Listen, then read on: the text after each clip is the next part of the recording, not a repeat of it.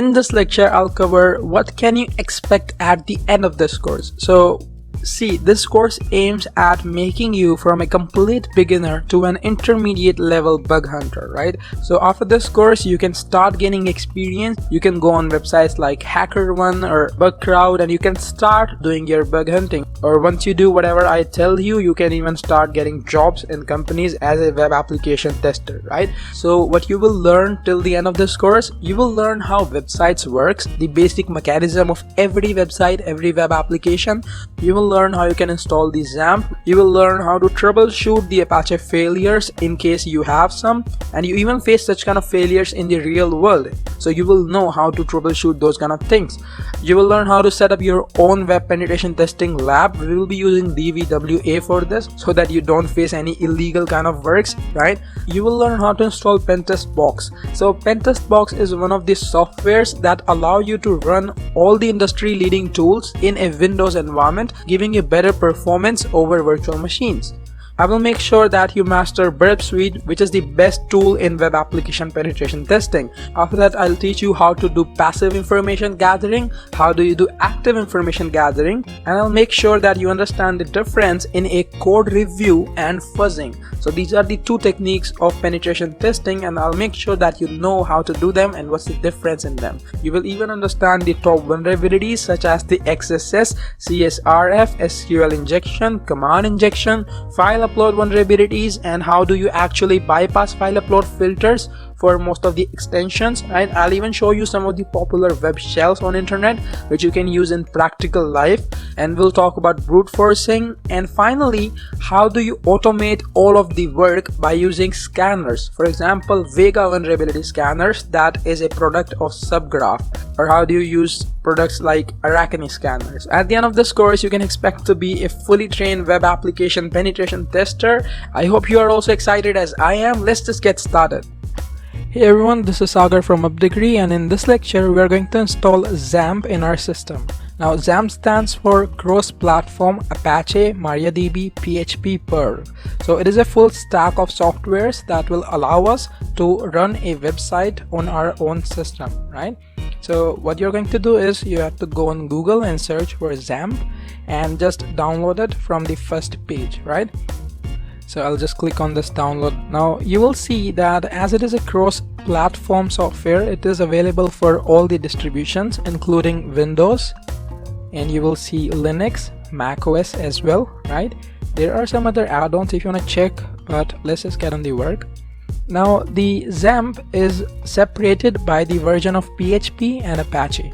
So here you will find multiple versions, and I will recommend you to go with 7.1.x.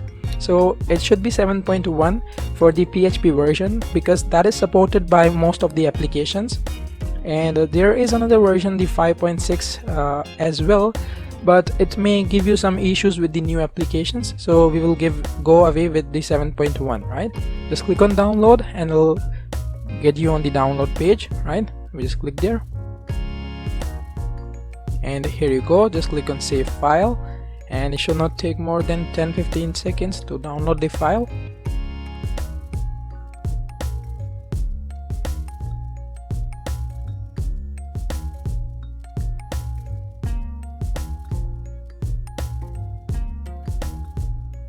So we just downloaded XAMPP right here. Yep. So let's just go ahead and install this, right? So open it, and here is the Bitnami logo, and it just gives you a warning. So this warning may be faced by Windows users. It's all about the UAC. That's pretty much okay. You just want to click on proceed, or just click on OK in this case, and we will sort this up later. It's just saying that you may face some issues, but that's fine. So let's just go ahead and click on next, and we will be doing a custom install. So we don't need everything, right? We just need Apache, MySQL, and PHP. So I will unmark all the other services. We don't need this, we don't need this, and here we need the PHP, but we don't need Perl, right? And in additional softwares, we need PHP MyAdmin, but we don't need the other two.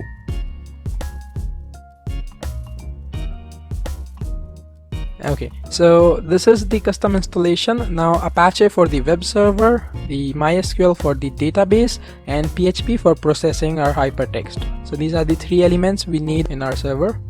So let's just click on next, and it'll ask you for the installation directory. Now you can leave it default. I'll just add XAMPP1 because I already have another version of XAMPP in my system. So XAMPP1, just giving it a name.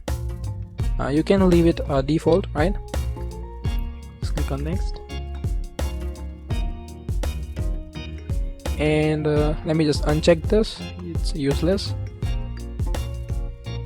And here you go, it will now install XAMPP for you, and it may take 5 to 10 minutes depending upon your system. Will not take more than 10 seconds here. Let's just see.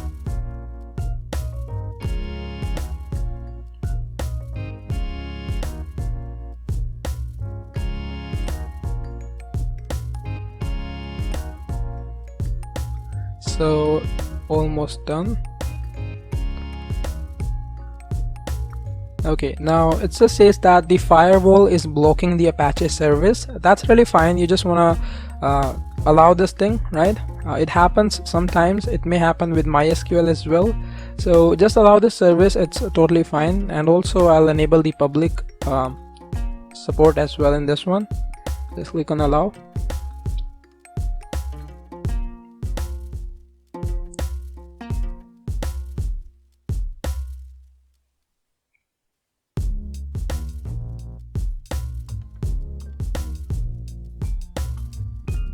And it's just creating the uninstaller and all. It'll just finish up in a second. Just wait for it. And here you go. So it just installed the XAMPP control panel and the XAMPP server. I'll just get it started. Here it is asking you for the language, so I'll just go with the English, right? You can choose the another one if you really need that. I'll go with the English. And this is the XAMPP control panel, so I'll just resize it and bring it to the center. Now just a second, you just resize it, bring it to the center, and here you will see that we have MySQL and Apache, and you can start or stop those services. So I'll just go ahead and show you how to start a service. I'll just start the MySQL, right, and we'll try to attempt to start it. And it just gives the same warning again. So if you remember, we got the same warning for the firewall blocking the Apache. Now it is blocking the MySQL, so I'll just allow it. It's a one-time process, you don't need to do it again and again. So if I just stop this process here and start it again, you will see we don't get any warning again, right? And that's how you install MySQL. Now for the Apache, you may face some error, and here you go. You see this error right here? It comes due to many reasons, and in next lecture I'll show you how to troubleshoot this Apache failure error, right?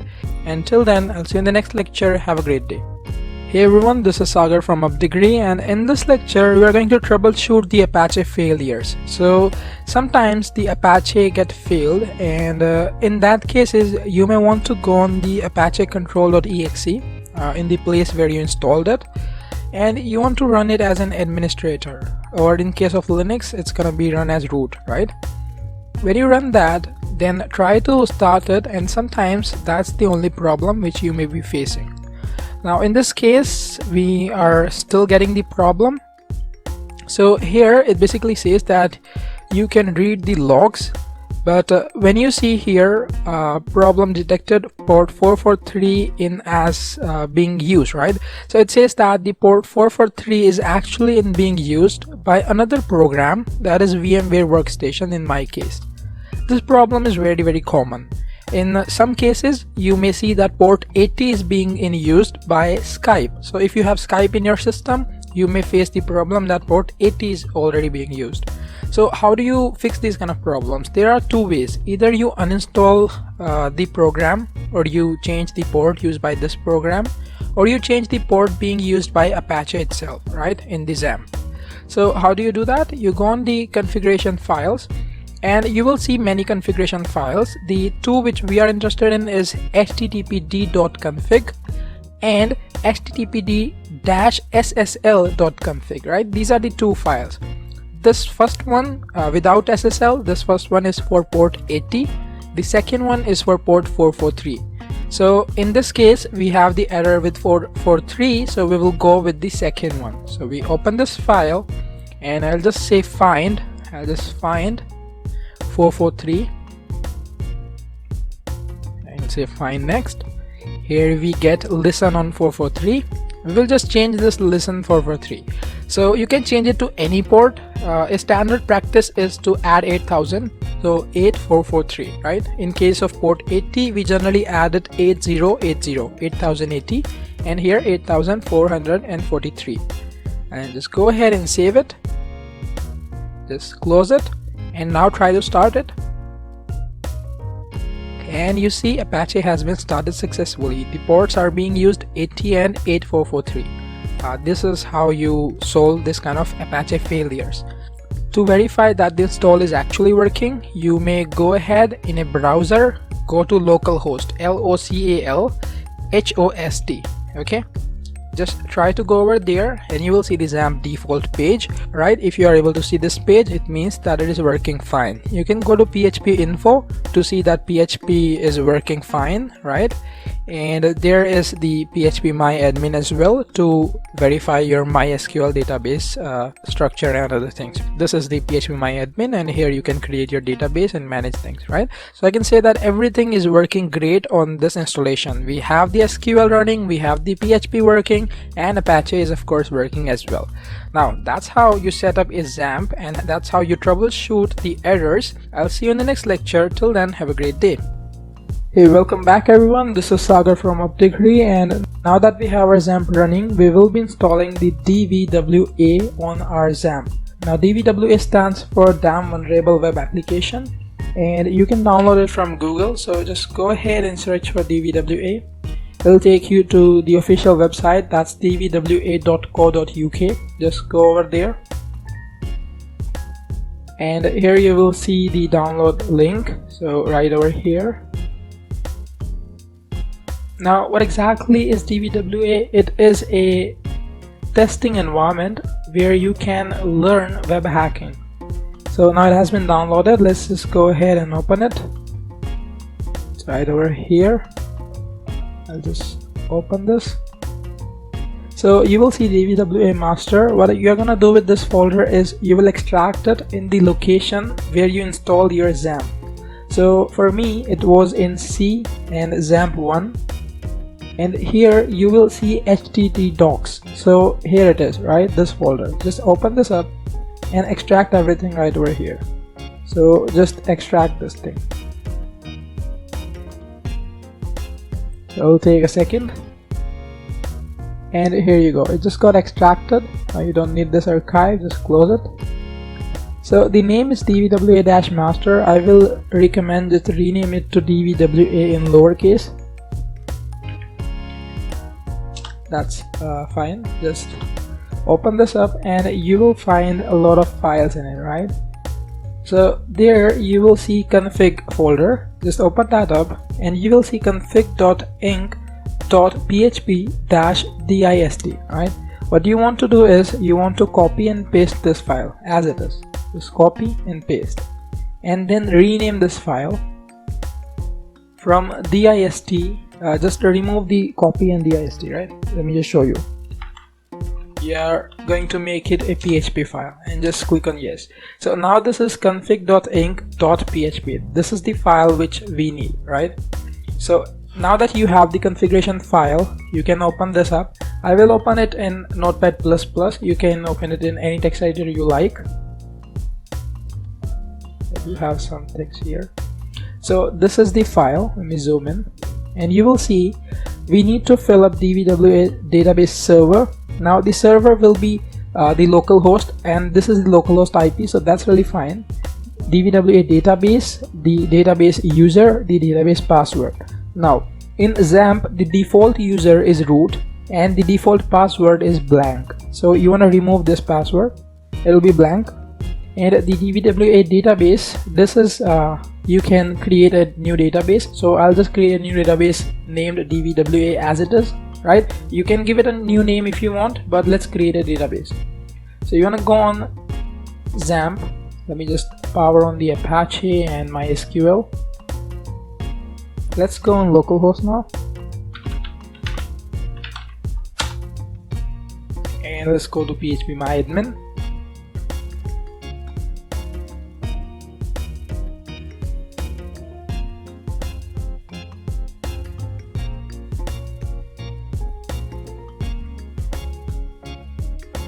Here I will create a database. Just click on new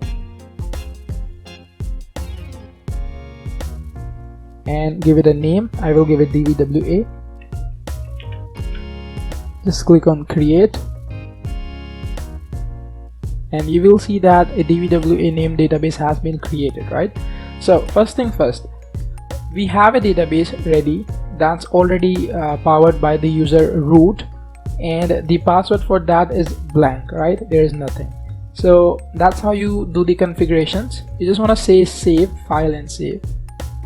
Okay, now what you have done, you have created a database and you have filled in the configuration part, right? Let's go on to the DVWA now. So you want to say localhost /DVWA. Just press enter and you will see the DVWA login screen. The username is admin, ADMIN. The password is password in lowercase, PASSWORD. And here is the DVWA setup. So in setup check, it says that PHP function allow URL include is disabled, so we will enable it. And reCAPTCHA key is missing, right? Now we really don't want to learn the reCAPTCHA vulnerabilities, so that's why it's fine, we can leave it missing. We can add it later in the configuration file whenever needed, but that's something out of scope of this course, so I will not fix this one. However, we will be fixing this one, allow URL include, right? How do you do that? You want to go in the Apache configurations. This is Apache, this is configuration. You want to say PHP INI, right? This one, PHP INI. Here, let's find allow URL include. I believe this should be enough. Allow URL fopen, that should also be on, and allow URL include, that should also be on, right? Let's just change it to on. That's done. So this is the setting for DVWA, but I would recommend one or two more tweaks. If you see here, you should see somewhere memory usage in this file. Just find the memory usage area.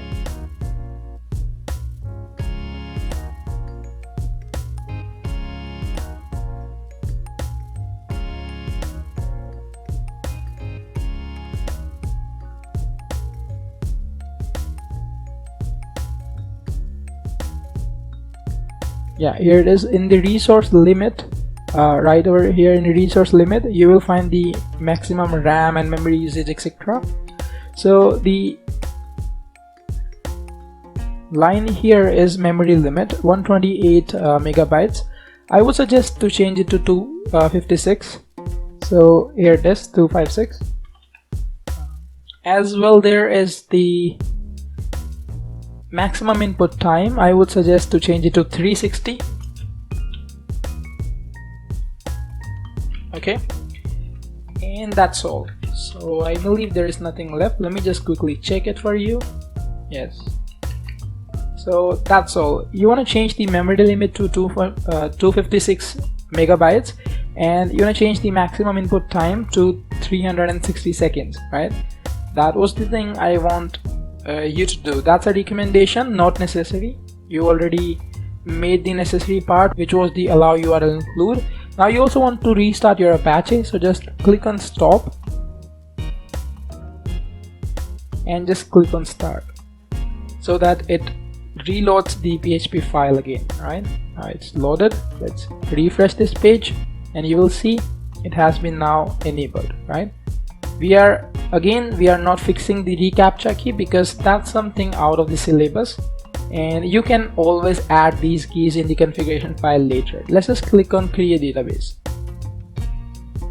So let's see the stats.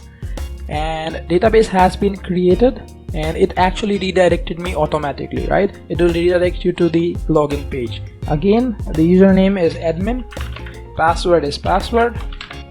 Just click on login and here you go. So welcome to DVWA. These are all the famous vulnerabilities which you want to master, right? So I will continue this series in the next lecture. Till then, have a great day. Hello everyone, this is Sagar from UpDegree, and in this lecture I'll talk about how will you get all the tools that you will need for this course. So basically I have two options for you. Either you can use a Windows operating system that will make your work a lot more easier, or you can use a virtual machine, right? So the first thing is that if you are using a Windows operating system, I recommend you to go with the Pentest box. Now a lot of people will tell you how to use a virtual machine and how to use Kali Linux or Parrot security operating system or similar kind of operating systems, but in practical life we don't use that a lot. The thing is that virtualization make your performance slow. In that case, I recommend to go with a native environment, that is Pentest Toolbox. So you can just go on Google and search for Pentest Toolbox, this one, Pentest Tools, not this one, Pentest Toolbox. This is also an option by the way, but it's a commercial package. Pentest Toolbox. So yeah, Pentest box, this one. So the pentestbox.org, and just open the website, and here you will get the Pentest box. It comes with the Windows version right here. You can see it's the command prompt, and you can type anything in the command prompt, right? You can just click on download and it'll give you the SourceForge link. Now the thing is, it comes in two versions. The first one is Pentest box, the second one is Pentest box with Metasploit. So Metasploit is a framework which can be used in professional penetration testing, and I would recommend you to go with this option, the Metasploit one. Now there is one more thing. You can go above and you can see why another pen testing distribution. So it'll tell you that you can just see it's not like any other Linux distribution which you have to run on a virtual machine or you have to dual boot your operating system. It's basically the native environment. It's going to be running on your Windows machine itself, right? Now the thing is that when you're installing this version with Metasploit, your antivirus will trigger it a lot. So what you have to do is you have to, for example, I have this downloaded.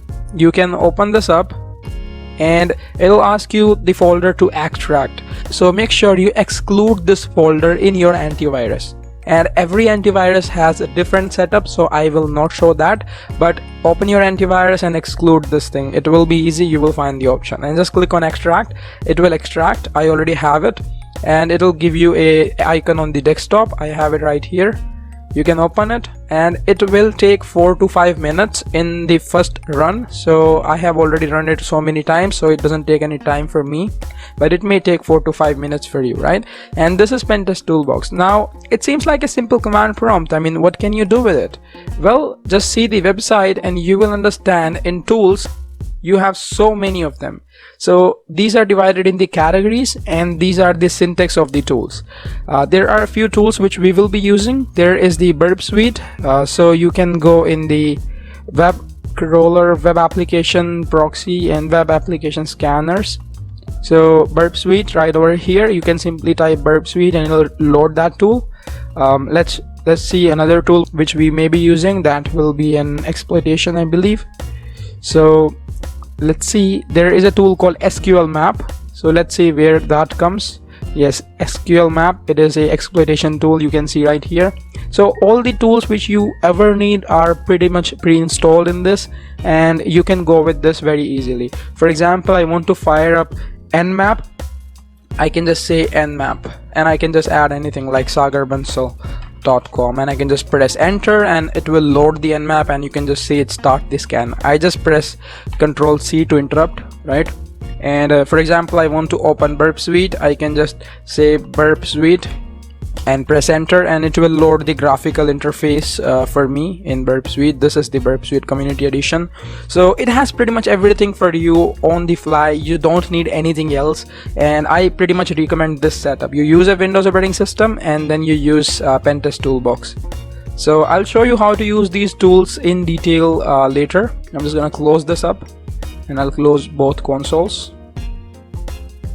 So yes, now that's gone. Now if you're using Mac, you have the option of using a VMware machine. So I would suggest you can just go here.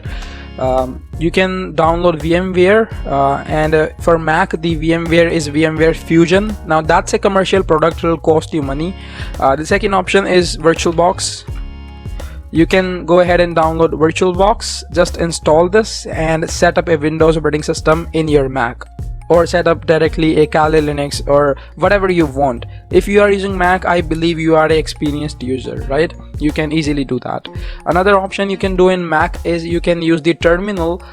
For example, let's suppose this is the Mac terminal, and you can install the tools from like whatever you want. Like you can say apt get install Burp Suite, and you should have Burp Suite installed if the Mac you are using have the apt-get package manager. Now this becomes a little complicated, and that's why I recommend using Windows for it. If you're a beginner, go with Windows, right? And that's how you will be doing all this stuff. I'll teach you, I'll guide you with each and everything and how to use these tools in future lectures. Till then, have a great day. Hi everyone, this is Sagar from UpDegree, and in this lecture I will show you how to set up Burp Suite with your browser. So I recommend using Firefox as your penetration testing browser. Whatever you do in this field, do it in Firefox, not in Google Chrome, because that doesn't give you that much flexibility, right? Now what exactly you want to do is you have to open Burp Suite, and here it is. It'll take some time to start up. It's a Java application. Here you go. So it might show you some updates. That's really fine, you can close them. When you work with Burp Suite, you can either create a project or you can work with a temporary project. Now generally we go with the temporary projects, so I will go with it. I'll just click on next and use the Burp defaults. That's really fine, and I'll start up the Burp Suite for me.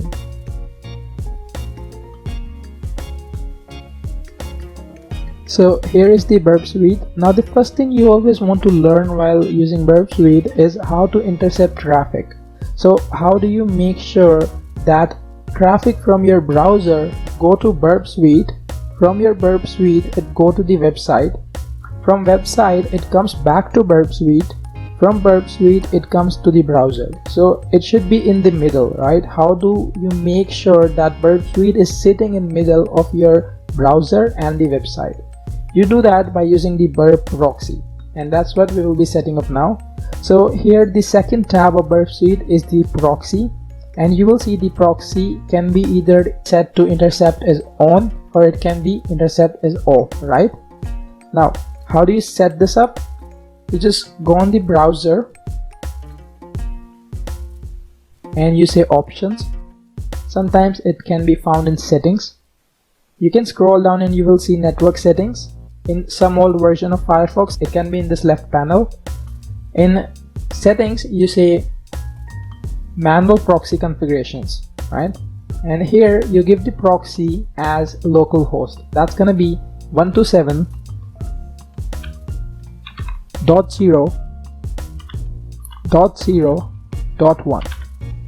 So 127.0.0.1, right? And port will be 80. Okay, and use this proxy server for all protocols. Also no proxy for, you just want to remove this. So just see this setup, and actually the port should be 8080 because we also have XAMPP running on port 80, so we will change it to port 8080 in this case, because that's where the Burp is sitting at the moment, right?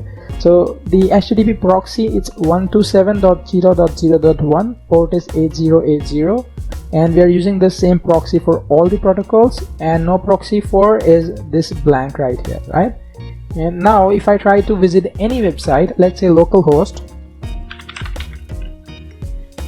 okay, so I even then pressed enter, and you will see that it intercepts this traffic. I can say intercept is off for a minute, and let's try to visit localhost again. So when I say localhost, it normally works, right? But if I say intercept is on, and now let's say I want to open PHP info file, you will see that browser will not process the request. The request is going in the burp proxy. This is the request. Now you have two options. You can either forward this request to the website, or you can drop this request, or you can change anything in this, right? You can change and then you can forward. So let me just simply forward this request.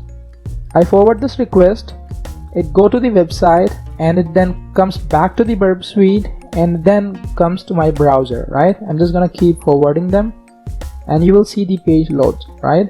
That's the thing. Now burp is sitting in middle and giving us the advantage to modify the requests, right?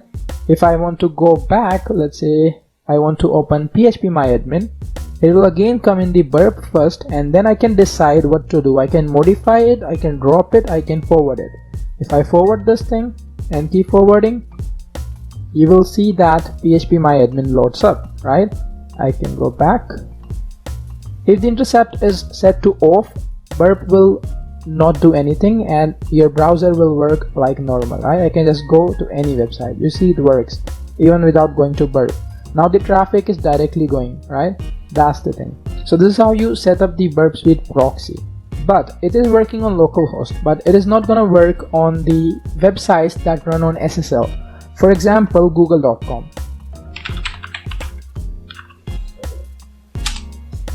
You will see that it says that connection is not secure. Now why is this happening? Because the data is going from burp, right? It's going through burp and the browser is not accepting the certificate which burp is using. So we need to have the burp certificate. For that you have to go on http burp. Okay, go over there and you will see CA certificate. Just go there and save this file.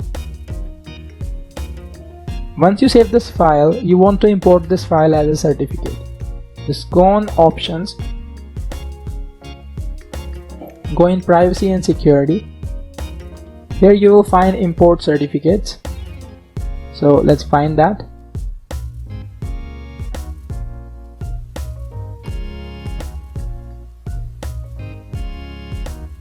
So here it is, certificates, and we will say view certificates. And we will import a new certificate, right? So here you see import, and let's just open the certificate which we just downloaded, and you will trust this thing and just say okay, right? It has been imported. You say okay right here, and that's all. Now you should be able to visit any website that uses SSL or TLS. So let's try to go on Google now, and you will see that Google will work. So here you see Google now works because it is now accepting the certificate of burp, right? That's how you install the burp certificate. In this lecture we covered how to install burp suite proxy and how to install burp suite CA certificate, right? That's how you do all this thing. Now don't just keep watching the course, follow this thing, implement everything, and I'll see you in the next lecture. Welcome back everyone, this is Sagar from UpDegree, and in this lecture I want to tell you how do you set the DVWA security level and how they differ from each other. So when you go in the DVWA dashboard, you will see DVWA security right over here. You can go on that page and you will see that you have 4 security levels. There is the low, medium, high, and there is the impossible. Now this security protocol, it has been designed in a way which differs in the difficulty levels. So in low security, you will see a very poorly coded and secure application. In medium security, they generally try to add some of the security measures, but they are just filtering the data. They are not proper security measures, they are just filters. In high security level, it is somewhat related to the real world challenges where you may not be able to compromise the website with one vulnerability, but when you combine 2 vulnerabilities on high level, you may be able to compromise the website. The impossible level is the secure version of the application. So when you go on low and you say submit, now DVWA has been set to work with the low security level. Now each of these tabs represent a vulnerability. Let's say this XSS reflected. So this page is now having the vulnerability of XSS reflected that has been set to the low security. So we will be learning these vulnerabilities on each of these levels one by one. I'll continue this series in the next lecture. Till then, have a great day. Hey everyone, this is Sagar from Updegree, and in this lecture I want to talk about how any web application works or how any web mechanism works. Well, there is always a 4-step process that we are going to talk about today. See, the user is the internet, right? User is connected to the internet and he's going to send some request from internet. Internet submit that request to the web server of the application. For example, if I have the website sagarbansal.com, the internet is going to send a request to the web server of my website. Web server will then determine what it has to do with the request. It will forward the request to the file server or the database server, right? Generally, it happens in the series that it processes the request to the file server. The file server will give it all the files. For example, there is a page which is like index.html. The file server will give that page to the web server, and most of the web applications, they store their data in the database. So this web server will extract the data from the database and put all of these things together and give it back to the internet as a response. So these 3 servers are important, right? Now with these 3 servers, there is always a need of the processor. In this case, I took the example of a PHP processor, but there can be different kinds as well. For example, there may be a Node.js application. There you will need a Node.js processor.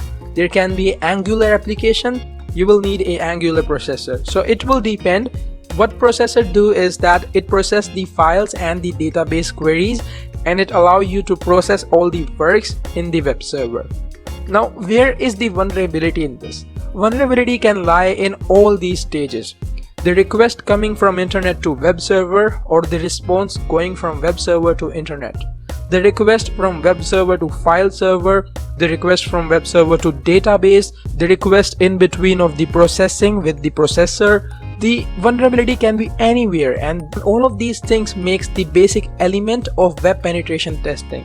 This is what we have to do. We have to find the weaknesses between all these 4 elements, right? That's what is our job. This is how a website or a web application works. I'll keep this series going in the next lecture. Till then, have a great day. Hello everyone, this is Sagar from Updegree, and in this lecture we will talk about passive information gathering. Now, when it comes to passive, it means that you are not going to interact directly with the target. So for example, our target in this case is updegree.org. So we will not go and interact with the target. We will not use some scanner, or we will not go ahead and try to attack the website directly. We will just see the publicly available data, that is like the open source data. The first thing you always want to go ahead and do is just go ahead and see the website yourself. You just go on the website and you try to see what kind of information do you get. So for example, now this is the website. Currently it looks like this, and there are so many courses here, but if I just try to see Teach online with Teachable, so seems like they are using Teachable to host their courses. The platform here is Teachable. So this information I just got by viewing the website, not even interacting it, not even attacking it. I just get a very important piece of information, like what is the software being used here, right? Then the second thing is that you want to check the IP address of the website, which you can obviously go ahead and ping. So simply just go ahead and say ping updegree.org, and here we just have the IP address of the website. Right now you can use this IP address to find more information which is publicly available, right? There is one more thing you should always go ahead and do is built with, BUILTWITH. Built with is a technology lookup website. It'll tell you which technology the website is using. So when you go on the built with, you enter the website, let's say updegree.org, You press enter, it'll show you each and everything the website is using. There is a detailed profile, meta profile, relationship profile, redirect profile, and a like basic kind of technology profile, which is like a short summary of this one. So you can see they are using Google Analytics, they are using Facebook Signals, like they are using the tracking available with Facebook Pixel tracking, some of the meta tags from Google. They're using the API from filepicker.io, TurboLinks, Google reCAPTCHA for security. They use Fontosum for icons. They use Google Tag Manager. They also use Angular. For mobile, they use some of the kits from Apple development. They use CloudFront to host their website and provide their content, which is from Amazon. They use Cloudflare to manage their CDN. They use Bootstrap CDN. It probably means they are also using Bootstrap. They use Wistia to provide web hosting. They use Teachable for content management, and some other things like jQuery, etc. So just by searching one website on Built With, we got so much information, and we haven't even interacted with the target. One more website, which is IntoDNS, and then slash, and you say website, so updegree.org. You press enter, it'll give you the whole list of DNS. You don't even need to ping the machine actually, and it shows that the DNS records are from Cloudflare with this and this IP address. They have a problem of recursive queries here, which is marked with the exclamation sign.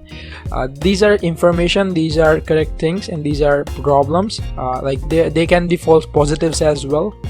They have all these things up and running, SOA records for the website, which are again from Cloudflare. And then you will go down and you will see they don't have a www record. So that's one of the things I just got to know about the website. Let me just prove this thing here. You can go on www.updegree.org, and because they don't have this record, it will not work. Let me try to press enter and it will not work. I press enter and say server not found, because they have not made a www record. So that is how you gather a lot of information. There is one more, Whois. So Whois lookup is one of the important ones.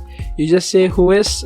It is provided by a lot of people, like the company called GoDaddy provides it, Whois.com, domaintools.com. So you can choose any of these. I'll just go with the Whois.com, and I'll go ahead and enter updegree here. Alright, and just press enter. And now it'll show me the domain name registrar. So the company which helped them to register the domain name, the owner, maybe their phone number or something. I can just click on Whois, and it'll show me it was registered with Namecheap Incorporations, which is a very big company. The domain expires on this date. The domain transfer is prohibited.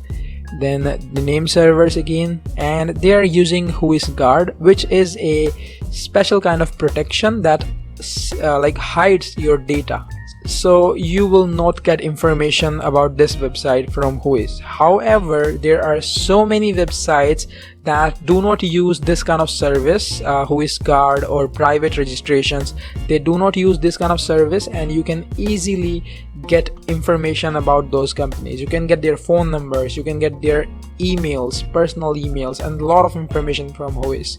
So this was one more thing I just added in passive information gathering. One last thing I want to add is the Google Docs. So Google is very good tool if you know how to use it.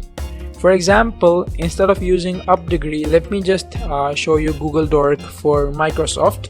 I'll say in text, okay, in text and column. Now this is a Google Doc. You can go on Google and you can just search Google Docs list, and it'll give you a whole list of Google Docs.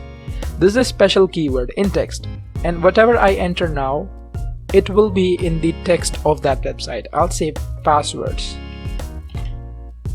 okay, and I'll say insight, and here I give it the insight Microsoft.com.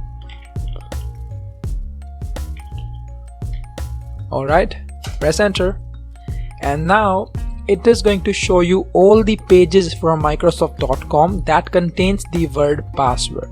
So word password is there on these pages. Another one which I want to show you, like we can say you can just go ahead and say in title, right? In title, and I would say help. Now if the title of a certain page that has Microsoft.com and there is a title, this is the title that has help in it. For example, in this whole world there is only one page of Microsoft that contains help word in title, I believe, as it shows me. So then it'll come up with the results here. There are so many Google Docs. Let me just show you. So SQL injection is a very great vulnerability. You can just go ahead and search on Google Docs for SQL injection, and it will show you the Google Docs list. So for example, here is a list. For example, I copy this thing, I search this thing on Google, and let me just go ahead and say this thing on Google. Now all these websites which you see here, they are potentially vulnerable to SQL injection attack. Does that seems crazy? Yes, you just found 46 billion websites that are vulnerable to SQL injection attack. So potentially 46 billion. You can just say in site, right? And you can just give any site here like updegree.org. You can press enter, and yeah, Google just comes up with the reCAPTCHA because it thinks I'm a robot. I'm just making these kind of queries. That's fine. And now, because I believe we didn't got any result, so inside updegree.org we have these kind of results that doesn't make any sense. Yeah, we just forgot to press a space there, that's why. Basically in this one, because this is a Google Doc as well, like we're combining two docs, that's why we're not getting the proper result. Now there is no website coming from updegree.org, otherwise that should be top result. This just means that the updegree.org is not vulnerable to SQL injection of this Google Doc, which I just have right now, this one, view items PHP ID. So this is how you can use Google Docs. You can use Whois, you can use built with, you can use into DNS to find out a lot of information about your target. This is how you do passive information gathering. In next lecture, I will talk about how to do active information gathering. Till then, have a great day. Hello everyone, this is Sagar from Updegree, and in this lecture we will be talking about the active information gathering. So what exactly is active information gathering? Unlike passive information, in active information we directly communicate with the target. So there are so many ways in which you can communicate with the target. You can go ahead and perform scanning, you can go ahead and perform enumeration, right? So a very famous tool to perform scanning is Nmap, and to use Nmap you just say Nmap and then you give the target. In this case I have used test.html.vulnweb.com because you are free to test this website. Then you can actually specify some flags like ST, SS, and there are so many. You can add -A to be aggressive, right? So there are various kind of scans available in Nmap, but a standard scan is when you don't give any parameter. So it takes a lot of time to scan, that's why I performed it in advance. Now when you press enter, it starts the scan and it shows you the output right over here. It says it found port 21, port 22, 25, 53, 80, 106, 118, 143, 465 and 993, and even these different ports. So you can see there are more ports here, right? So now this is this is showing you that what's the service running over here. So this is how you can use Nmap. There are many other tools like this, and there are many other flags in Nmap that can be utilized. Now this is more focused on a penetration testing and offensive hacking stuff. But when we come to a web application penetration testing, generally the active data gathering means that you go on the website itself. For example, I may go on this website, HTML, test HTML. So let me just remove PHP. You can go on PHP if you want. I will go in the HTML version. So I just go on this website and now I start attacking this website. So for example, I may try to go ahead and use some of the payloads in this one, which may generate some like some code for me. So for example, there is a script tag. I'm going to use a script tag here. Alright, and I say let's say alert 1 2 3. Alright, so like this is a script tag I just use. I can say go, and you can see this page is vulnerable with the XSS, which is cross-site scripting. You will learn about these kind of things in the course itself, but I just want to be clear that in passive information gathering, you are not touching the website itself. You are not testing the website. You are not interacting with the target. In active information, you interact with the target. So for example, here I just found that there is XSS vulnerability in this website, in this search form. This is how you do the active information gathering, and generally it is done on the tools like Nmap and all to gather information. So this is like the information, but in web pen testing, it's generally about testing the target itself. That's how you do active information gathering. I'll keep the series going. Till then, have a great day. Hello everyone, this is Sagar from Updegree, and in this lecture we will be talking about the difference between the source code review and fuzzing. These are the two terms which you will hear a lot in this industry, and they depend on the type of penetration testing you are doing. So the web application penetration testing can be done in three major types, which are the black box testing, the white box testing, and the gray box testing. When you're doing a white box testing, for example, let us suppose that this page I just opened, this is the website and I want to test it. In a white box testing, I will get the source code of the website itself. So the source code is the code which is making the website. Now I can go ahead and review the code, and I can say, alright, is there any vulnerability in this code? Is there any vulnerability in this code? Right? I can find vulnerabilities by watching the code itself. That's called the source code review. So even if I just go ahead and switch the security to low and I say submit, right, and let me just open anything like this one, CSRF, it's a password changing form, right? Let's try to see the source code. Now being a white box penetration test, I have access to this. I can see that password new, it takes the password from user. Password confirm, it takes the confirmation password from user. And do the password match, it checks that the new password equals confirmation password, and then it simply go ahead and change the password in the database. So if everything works, it just shows you that the password was changed. If there is some problem, it gives you an error, right? Now this is how I can try to find out if there is a vulnerability in this or not. There is a vulnerability in this page, right? There is a vulnerability that how is this website going to make sure that this password request was created by the user, not by a hacker. We will be talking about this vulnerability in the course itself, the CSRF vulnerability, but right now just understand that source code review means you have access to this source code and you are able to view and compare things in it.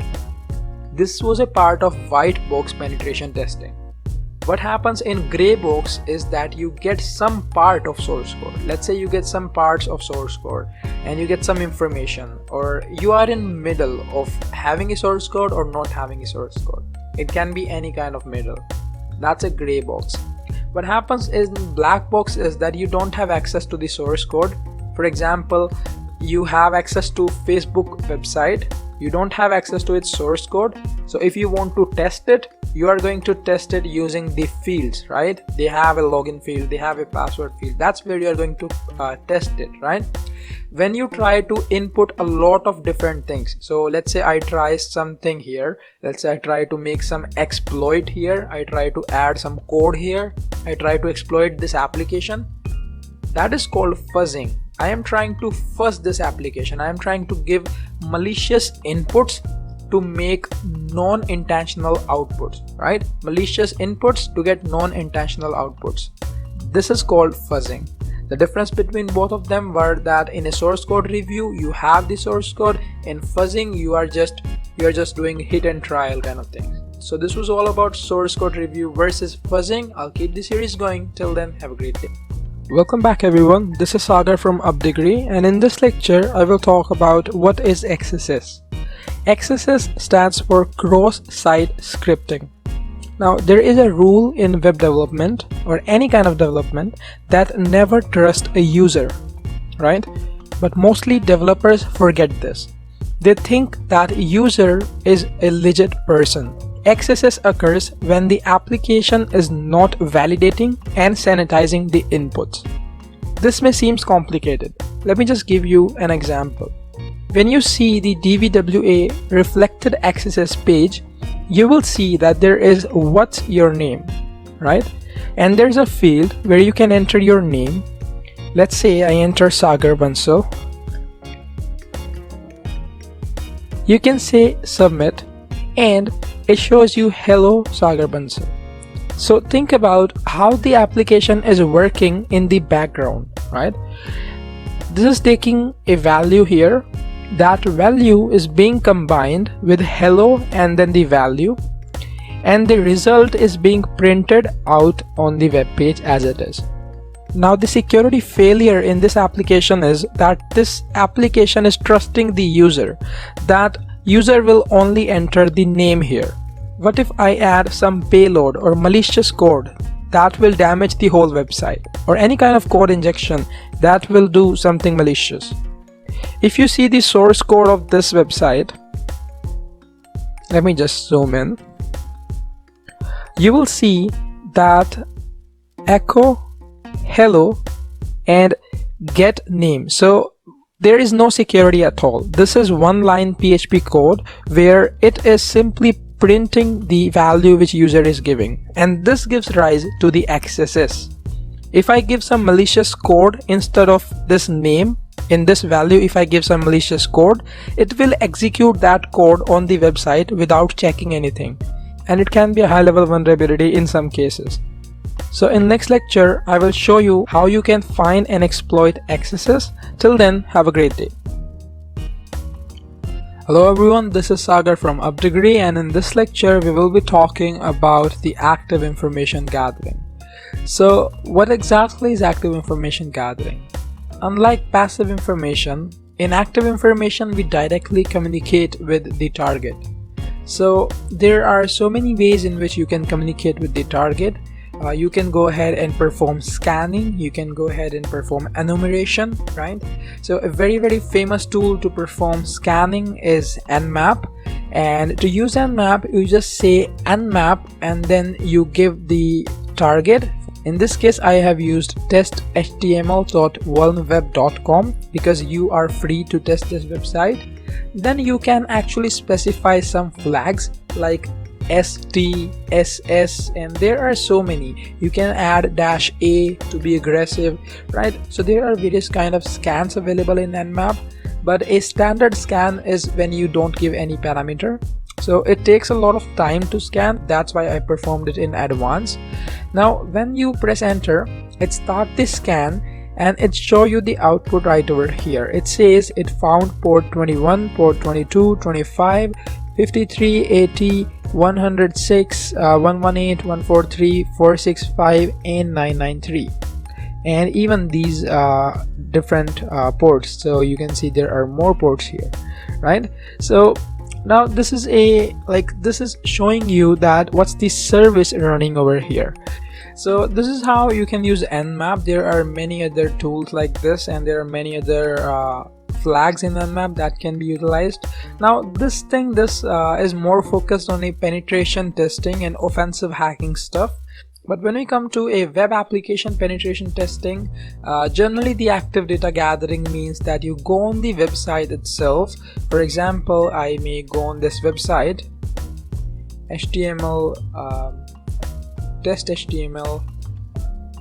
So let me just remove PHP. You can go on PHP if you want. I will go in the HTML version.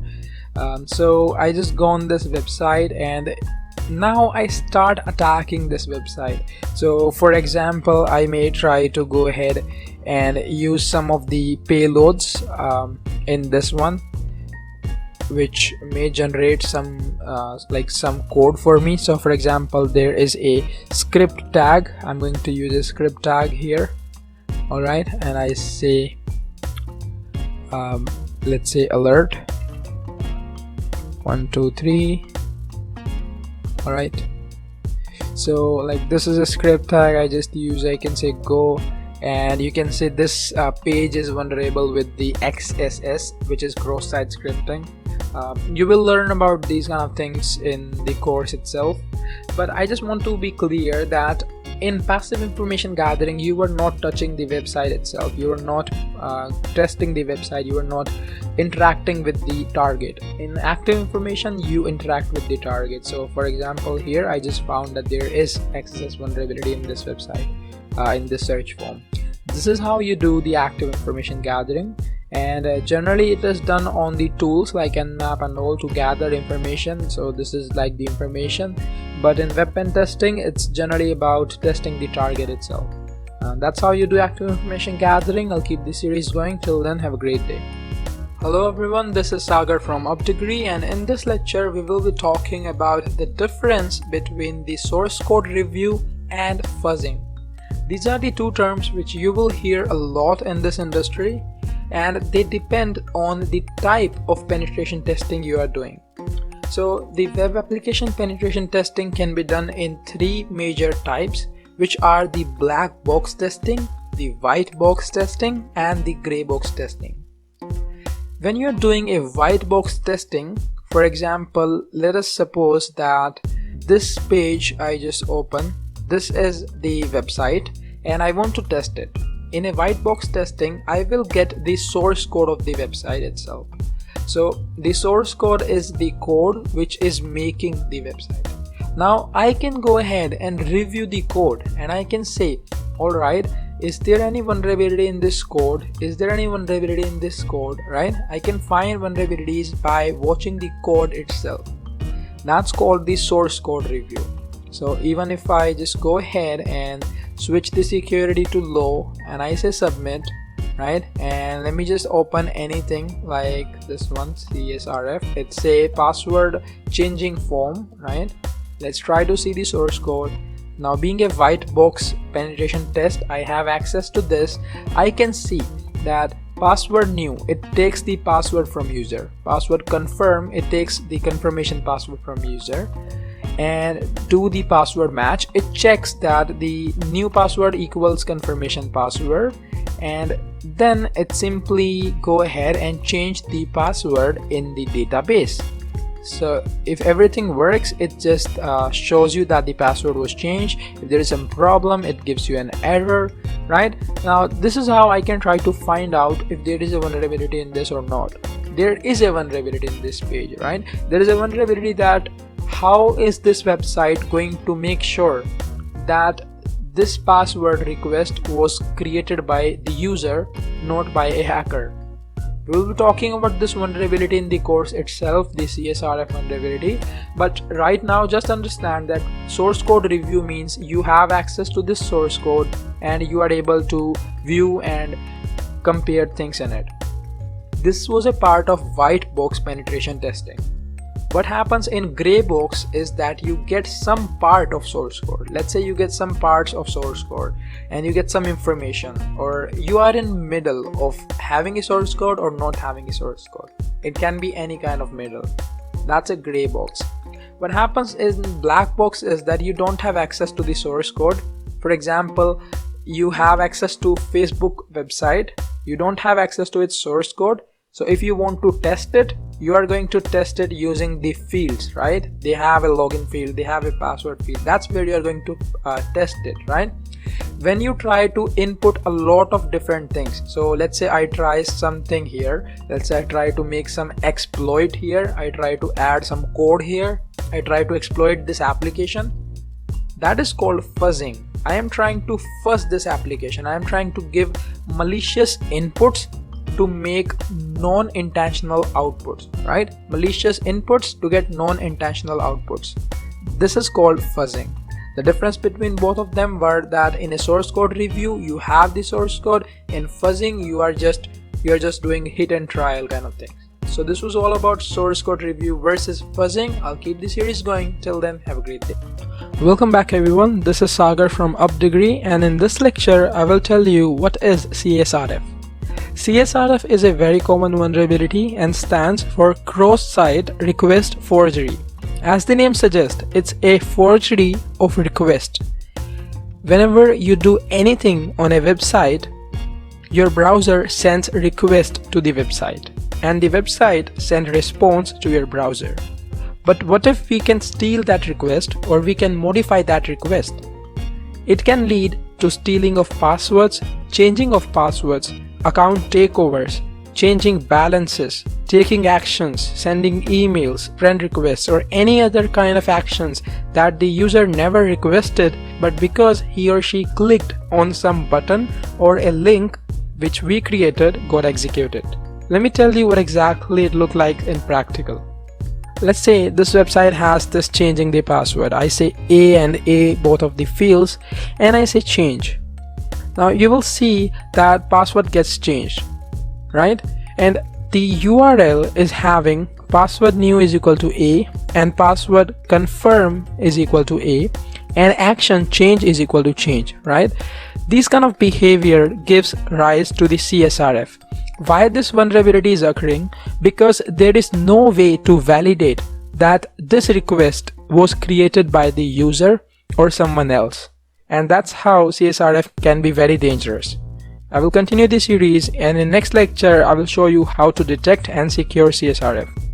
Hey everyone, this is Sagar from UpDegree, and in this lecture we are going to continue with this CSRF. First of all, I will request you to change the security level to low, and let's get started. In CSRF, you will see when I change the password to anything, it's just changed the password and there is no way to validate that this request was generated by me as a user. When you view the source,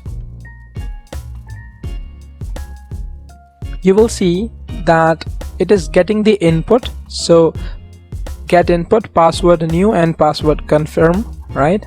Two inputs, and then it updates that thing in the database. It simply updates that thing. You will see that there is no anti-CSRF token in this, and that's the thing. There is no protection at all. So how do you exploit such kind of things? When you get this request right over here, you can copy this thing, or actually you can change this password. Let's say password is equal to new, this A, let's say I change it to B, and password confirm equals B as well, right?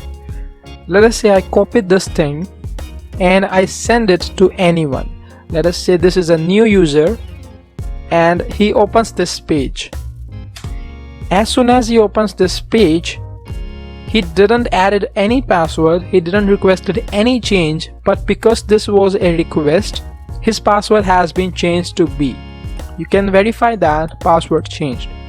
This is how CSRF can be dangerous. Let me show you how the developer may try to protect against this kind of thing on a medium security. So here the developer has a view that if there is someone who is going to attack the website using CSRF, he will be sending the request, let's say password A and A. I say change, it works. But when you send the same request to someone else, let's say this user, and you press enter, it doesn't work. You can see request didn't look correct. Why it doesn't work? Let me show you the source. in this case, developer is thinking that if the request is coming from the same website, then it is legit, otherwise it is not. And that's the main thing. Here, if the server HTTP referrer is equal to the server name, what this means? It means that if this request came through anything that was from this website, localhost/dvwa. To show this thing, I will show you in Burp Suite. It is very important topic and you should know this. Let me open Burp Suite here. And let me set the burp proxy, and I hope you have till now learned how to do this. I will go in settings, I will say manual proxy, and I'll just say OK. Proxy set. In Burp Suite we go and we start a temporary project.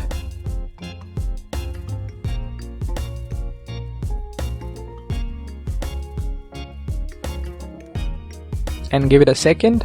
Here you go. In proxy, when I say intercept is on, let me try to change the password in a legit way where it actually works. And I say change. And here, okay, request didn't came in. Let me do intercept on again. Let's try again.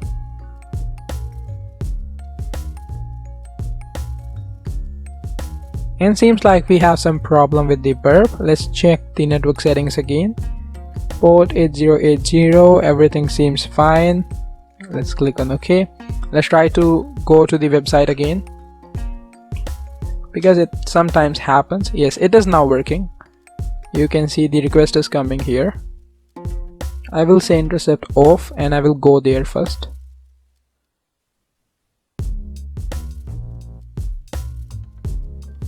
Okay, now let's try to intercept the traffic. I say password is A and A,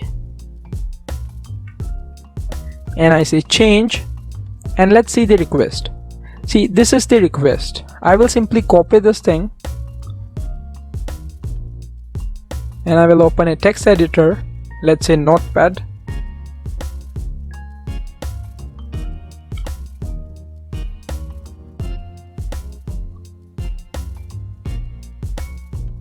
And let me open a new file, and this is the request, right? This is the request that works. So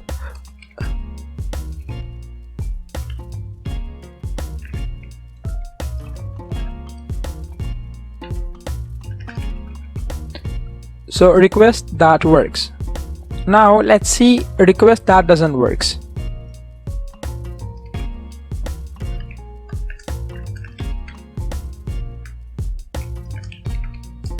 Okay, let's try to grab the request that doesn't works. I will simply say drop everything, and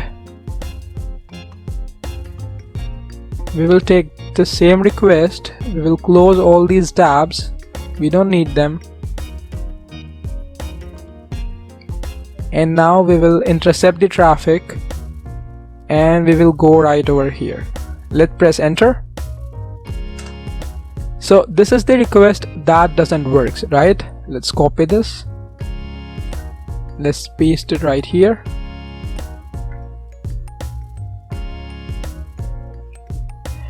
Okay. And let me forward everything and intercept is off. So that's all. Now in this area you will see what's different. Get, host, user agent, accept, right? These lines you can see they are exactly the same. Because these lines are same, let's just remove them, because they are exactly the same. And I believe I removed one and more line here. Yes, so you can just see the clear difference. If I just remove these 5 lines, and if I remove these 5 lines here as well, you will see there is an additional parameter, referrer. So here you have the referrer header. In the request that works, you have the referrer header. In request that doesn't work, you don't have the referrer header. So this is the only thing that's bringing this difference. Now for the referrer header, you can simply have this request on a page which is on the same website. Let me tell you what I mean. So I just copy this thing, and let's say this access is stored. Okay, let me just say A, and let me just add a tag here. So a tag, and I'll say equals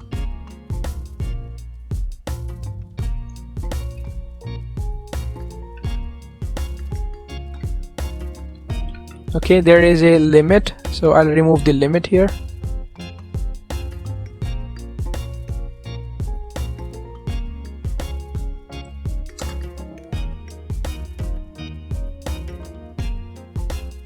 And I will remove this. Okay, this is my request, and I say click here. Okay, I close my a tag. So I basically added a tag that should generate a link which is called click here, and the link is going to take the user to this modified request. I say sign in, and now okay, we don't see that, maybe because we are on a high level of security. I will go in the security level, I will change it to low, then I will go in the stored accesses. Let me just say A here. Let me just change this thing.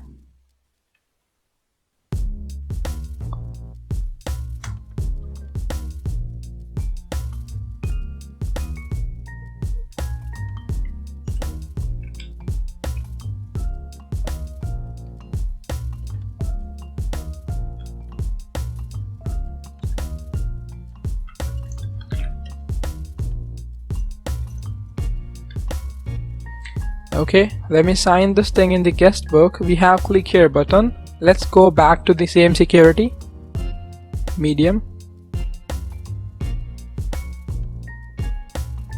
and let me go in the stored. So now the point which I am trying to say here is that the request doesn't work until the referrer header is from the same website. But let's say this is a chatting app, or this is something like Facebook or something where you can post links. I added this link.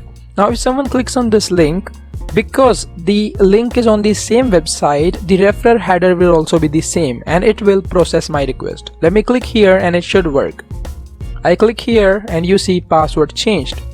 So this is how you compromise the security when developer is trying to be smart, right? He's trying to validate the referrer header, but that doesn't help anyhow. On the high level of security, I want to tell you something that the developer has done a really great work. When you go here, you go ahead and see the source. You will find that the developer is now checking for the anti-CSRF token. Let me just show you where he is doing that.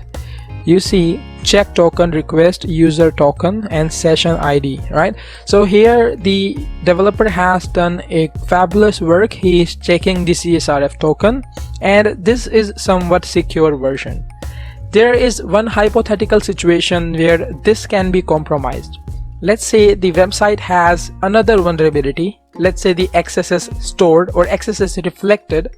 Then we can use some JavaScript to steal this token and then redirect the user with the token and the new password. But that is a hypothetical situation and you won't get that in real world, right? So having a CSRF token pretty much secures the way. In an impossible level where the security is extra secure, you can see what the developer will do. When you go here, there is the new element which is current password. So you can steal the token, you can steal the request, right? But you cannot steal the current password. Obviously, if you have the current password, you can directly log in and reset the password. You won't do all of this thing, right? And that's what makes this application super secure at this time. Including the current password in the request makes it secure. That's how CSRF work. I'll continue this series in the next lectures. Till then, have a great day. Hey, welcome back everyone. This is Sagar from UpDegree, and in this lecture we're going to start my favorite, SQL injection. Now, SQL injection is a very serious vulnerability which is even found in many websites. There is a online banking site called Altoro Mutual, and this has been developed by IBM for testing purposes, right? So when you search this, you can go on the website and you will find a real banking website. Now remember, this is for the testing purposes and you are free to test it, right? You can do anything with this website. It's just for the testing purposes. Now, SQL injection, as the name suggests, it's all about injecting the SQL code, right? The structured query language. If you remember how a website works, there is always a database in the backend that is storing the information, right? That database speaks a language which is the SQL, right? Now, let's say on the sign-in page, there are these two fields, and these are some of the attack vectors. I will tell you these later. Let's say in these two fields I add Sagar in the username and Bansal in the password. I say login. It will of course deny my login because my information is not in the database, right? You can see my information is not there in the database. That's why it fails. But what if I can use these fields to talk to the database and give him some manipulative commands that lets me in? Let me tell you one command that's very easy. There is the apostrophe and there is the minus, which is hyphen as well. Okay, now apostrophe means ignore whatever is there in your code. So let's say there is a, whatever there in your code before this a, and this hyphen or minus, it means ignore whatever there is after this a. So basically I'm saying that only focus on this statement which I am writing right now. Okay, and I say or 1 equal 1. Okay, I give it this command. Now this is a structured query language, and this command means ignore whatever there is in your code, check, okay, check 1 equal 1, which is always true because 1 is always equal to 1, right? Check that and ignore whatever there is in your code after my command, right? So let me just copy this thing. Let's say copy this thing, paste it right here. Let me try to log in, and if everything works fine, we log in as the first user, which is the admin user in this account. Do you understand how it happened? Let me go back, let me sign off, and let me explain you that thing.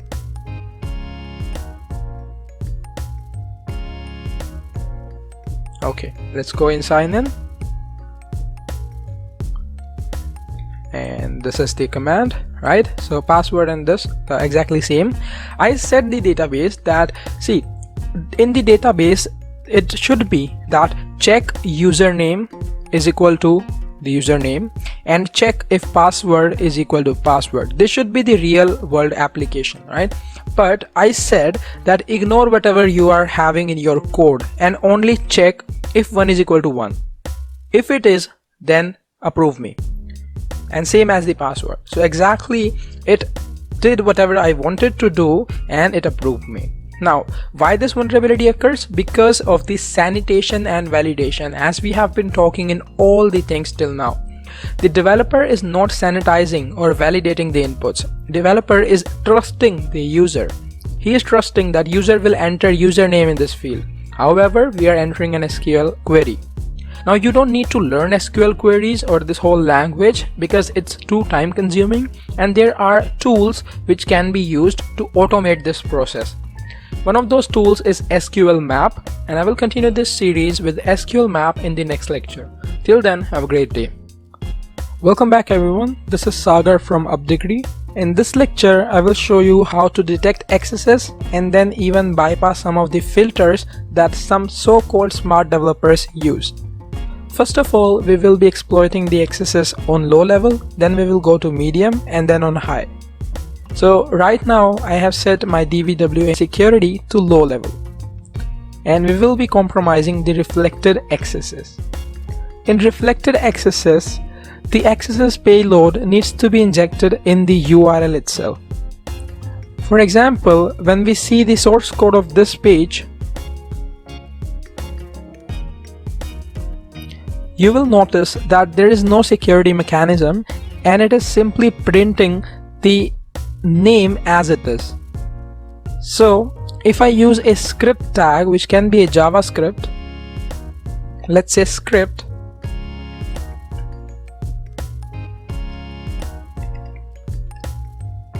and I add anything in between this script tag, it should render. Let me just add a very simple alert.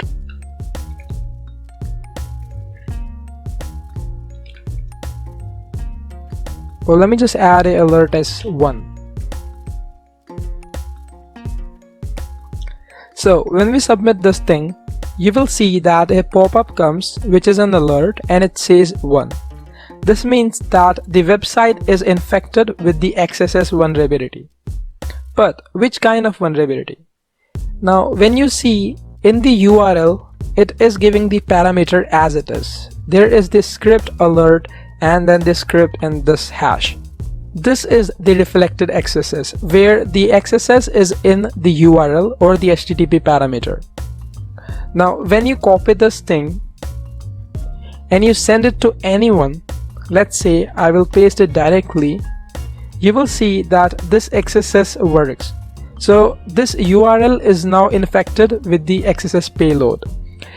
Instead of using the script tag with alert, I may use something like a cookie stealer, or I may use some virus or a backdoor or anything. So that's the severity of excesses. When you talk about some secure applications, let's go ahead and change the security to medium. So here the security is medium. When you go on XSS reflected and you try to apply the same payload, it may or may not work. So let me just use the same payload and I say submit. You will see it says alert 1. It simply means that the script tag is not working. But let's check the source code and analyze what's the problem. Now here you will see the name parameter that is using the string replace. So it is replacing the string and it is replacing script tag with null value. So it is simply removing the script tag.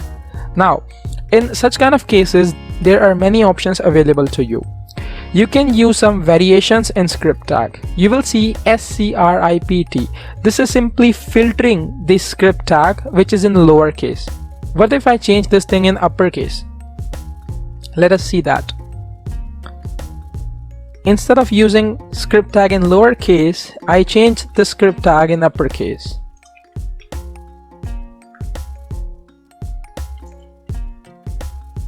And right here as well.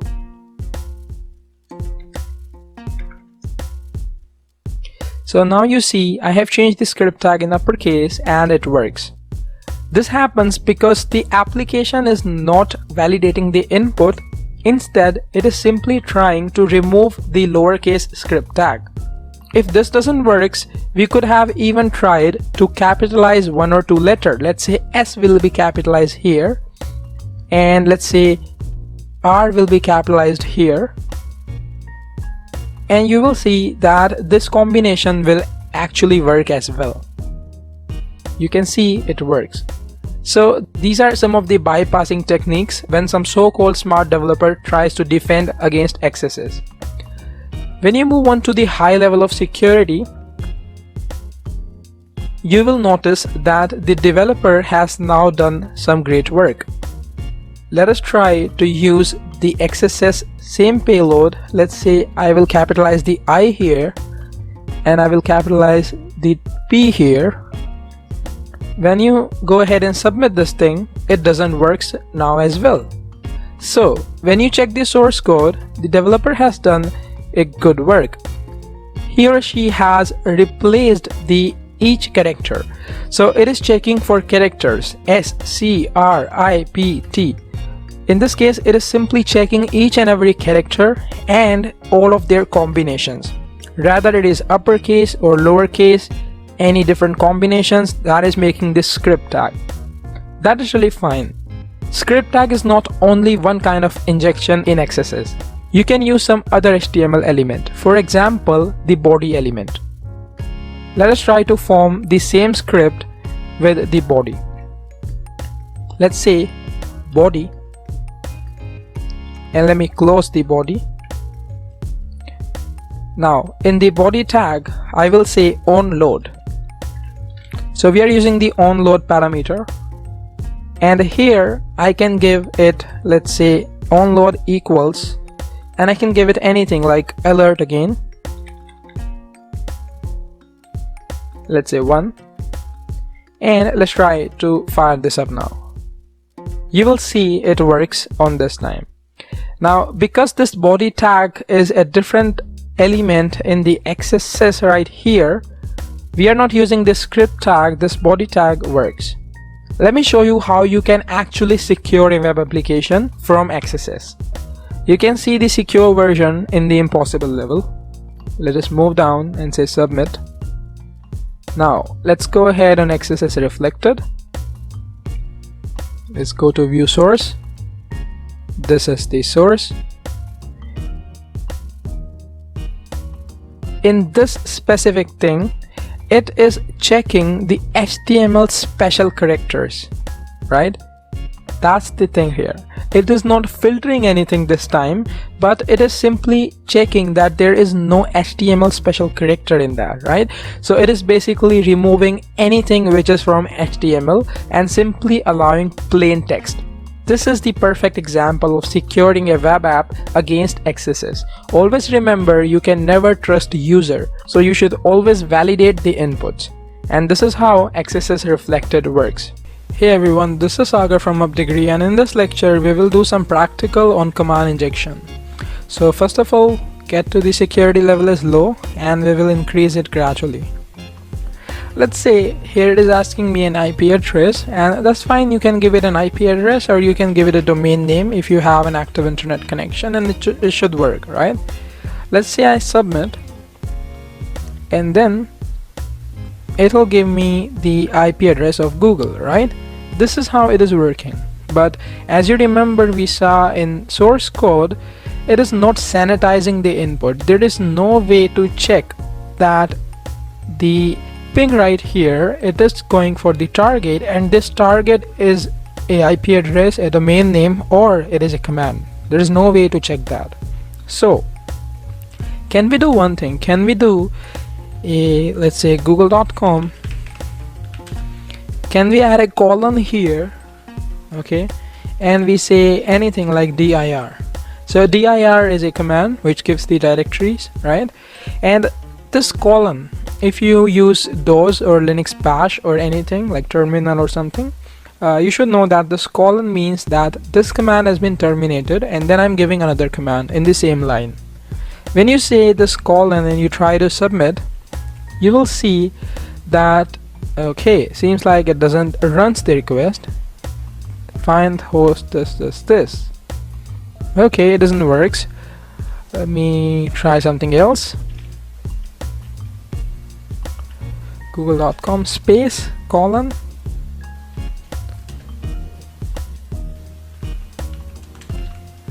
Let me try this, and it doesn't works. Bad parameter. That's fine. Sometimes this doesn't works. So what else can you do in such situations? There is this colon, and then there is another one which is ampersand. So I can say google.com ampersand dir. Now in the colon, I'm saying that first command has been terminated and then apply the second command. In ampersand, I'm saying first command and second command. So here I'm giving you two commands at the same time.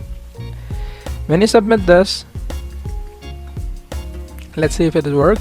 Yes, it works. You will see that directory listing is coming right here. So ping actually finished right here. Here the ping command finishes, and volume in drive, it starts right here. So it is actually rendering my commands, and I can control this machine. Now remember, if the colon doesn't work, you use ampersand. If ampersand doesn't work, you even have a pipe symbol. That basically means or. So this command or this command. Now here I will give an invalid IP address or domain, let's say A or S, right? I'm giving A. So A or use dir command. Now ping A will not give any result, so it will use the dir command. Let's submit.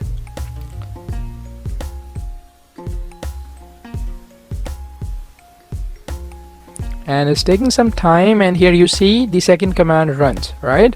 So we learned three things. The colon, that means command has been terminated. This is the second command. The ampersand, that means first command and second command. The or sign, which is the pipe sign, means first command or second command. That's the thing. When you go in the medium security level and you say submit and you say command injection, and let me just show you the source code. The developer tries to be smart and he says that double ampersand, which is a logical and the colon will be blacklisted, so you cannot use these. But again, can you use a single and? Yes. Can you use a pipe symbol? Yes, those can be used, right? Now in the first case, the colon was not blacklisted, but it is not rendering in my case, and that can happen. It sometimes happens, right? When one thing doesn't work, you use the second thing. In this case, these two will not work, but pipe symbol should work. So let's try the pipe symbol. And this is one of the favorite vulnerabilities which I like, because here you can be creative, as creative as you want. So let's try this. Let's wait, and it should work. And here you go, it works. And let me show you something else. The double ampersand or the logical and doesn't works, right? It doesn't works, and you will see an error here. You see it doesn't works, but the single ampersand will work because it is not blacklisted again. So the point to understand here is that when as a developer you trust user and you try to be smart by implementing blacklist, it never works. You see, it works. Now let me just go on the third one, which is TVWA high level, and go on the command injection and show you the source. And you will see that developer tries to be over smart this time, and he is substituting the whole blacklist. Single ampersand doesn't work, colon doesn't work, these brackets and all these signs doesn't work, even the pipe symbol doesn't work. But again, never trust the user. You can see all of these are single characters. I can use a double ampersand, I can use a double pipe symbol, I can use any other thing, and I can like double them and make them logical. So in this case, let me try to show you. This doesn't work because it has been replaced in the blacklist. You will see it will not work. Give it a second and you see it doesn't work. But I can just use a logical one. I can just like double this thing, and now this will work.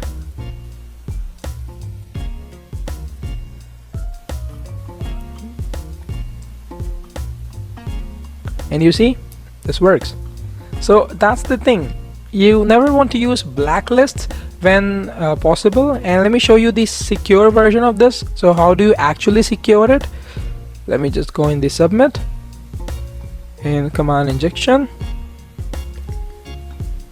view source.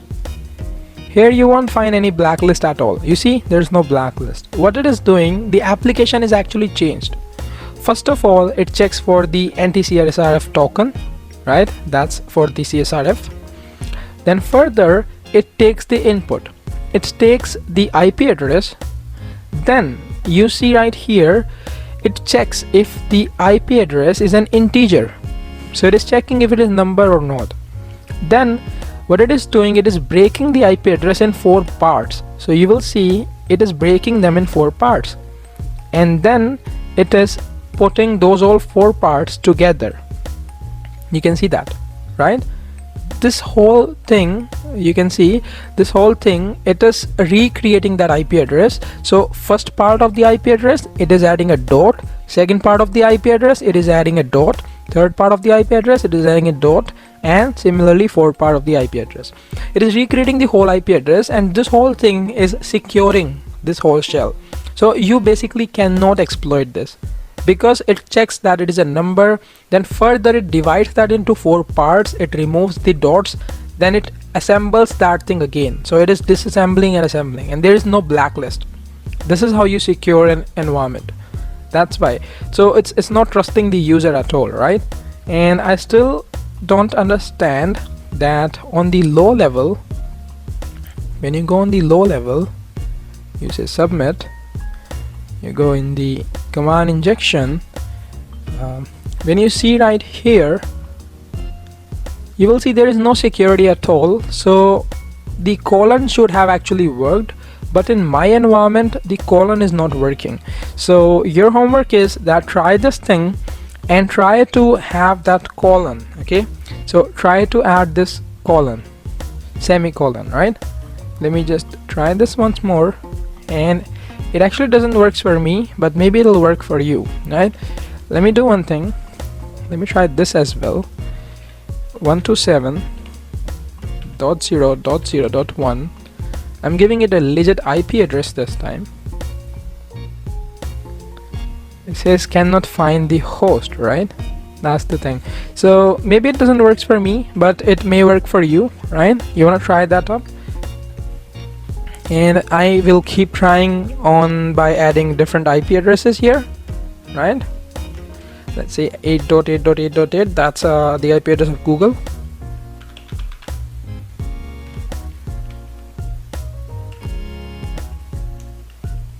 Okay, so maybe this will work for me. I'm not sure, but it may work in your environment, or maybe try it on a Linux, right? It's a Windows environment, maybe try it on a Linux. Yep, it doesn't work for me, but you see the ampersand gives the thing. Ampersand just works, and that's how you can actually exploit things. And you need to be flexible when these kind of things happens. You cannot rely on one method, so always try 2 or 3 methods, right? It works with the ampersand. That's the thing. That's how you exploit the vulnerability, and I'll keep the series going. Till then, have a great day. Welcome back everyone, this is Sagar from UpDegree, and in this lecture I will tell you what is CSRF. CSRF is a very common vulnerability and stands for cross-site request forgery. As the name suggests, it's a forgery of request. Whenever you do anything on a website, your browser sends a request to the website, and the website sends response to your browser. But what if we can steal that request, or we can modify that request? It can lead to stealing of passwords, changing of passwords, account takeovers, changing balances, taking actions, sending emails, friend requests, or any other kind of actions that the user never requested, but because he or she clicked on some button or a link which we created got executed. Let me tell you what exactly it looked like in practical. Let's say this website has this changing the password. I say A and A, both of the fields, and I say change. Now you will see that password gets changed, right? And the URL is having password new is equal to A and password confirm is equal to A, and action change is equal to change, right? This kind of behavior gives rise to the CSRF. Why this vulnerability is occurring? Because there is no way to validate that this request was created by the user or someone else, and that's how CSRF can be very dangerous.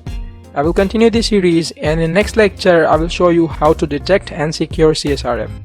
Hey, welcome back everyone, this is Sagar from Updegree, and in this lecture we will be talking about the file upload vulnerability. Now you might see that most of the web applications today accept files, but have you ever thought that where those files are stored? Generally, you will find that in 90% of the cases, those files are stored on the same server where the web application is hosted. Now, if this application is not validating the file extension and the file content, this can be very dangerous and leads to full system takeover. So there are 3 levels in DVWA for file upload vulnerability. Now you should understand that most of the servers are capable of running PHP files, and we can upload a PHP shell which can give us some amount of access on that server. So in the next lecture, we will start exploiting the file upload vulnerability on DVWA.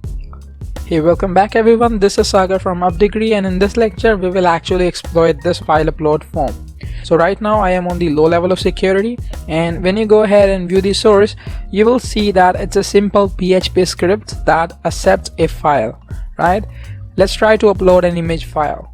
So I will go ahead and click on browse, and right over here I have an image called sagar.jpeg or JPEG, and let's try to upload it. And you will see that it uploads the file in hackable upload sagar.jpg, right? So this file was successfully uploaded. Now let's try something else. Let me try to create a new file, and we are going to say this thing shell.php. So in this lecture we will try to upload this blank file which is shell.txt, and in next lecture I will introduce you with a popular shell which you can use in your real life pen testing. Here we have shell.php, and let's try to upload it. So you will see that on low level there is no security at all, and it successfully uploaded the shell.php. Now that's the hardest part. Uploading a file is the hardest part. You can get this shell.php very easily from internet, or you can even create your own shell, and once you upload this file you can take over this whole server very easily. I'll show that in the next lecture, but till then let's focus on uploading the file on the medium level. Now let's go ahead and change it to medium level here, and let's try to upload the shell.php directly, right? We say browse, and we go ahead and open shell.php here, right? Let's try to upload it, and you will see your image was not uploaded. We only accept JPEG or PNG images. Now this seems secure, right? But let's try to analyze it. We will fuzz it and we will analyze it. I want you to open Burp Suite.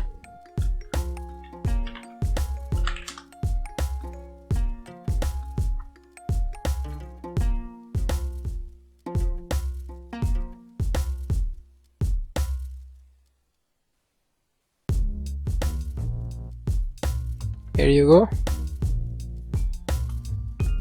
Just start a temporary project and configure the Burp proxy.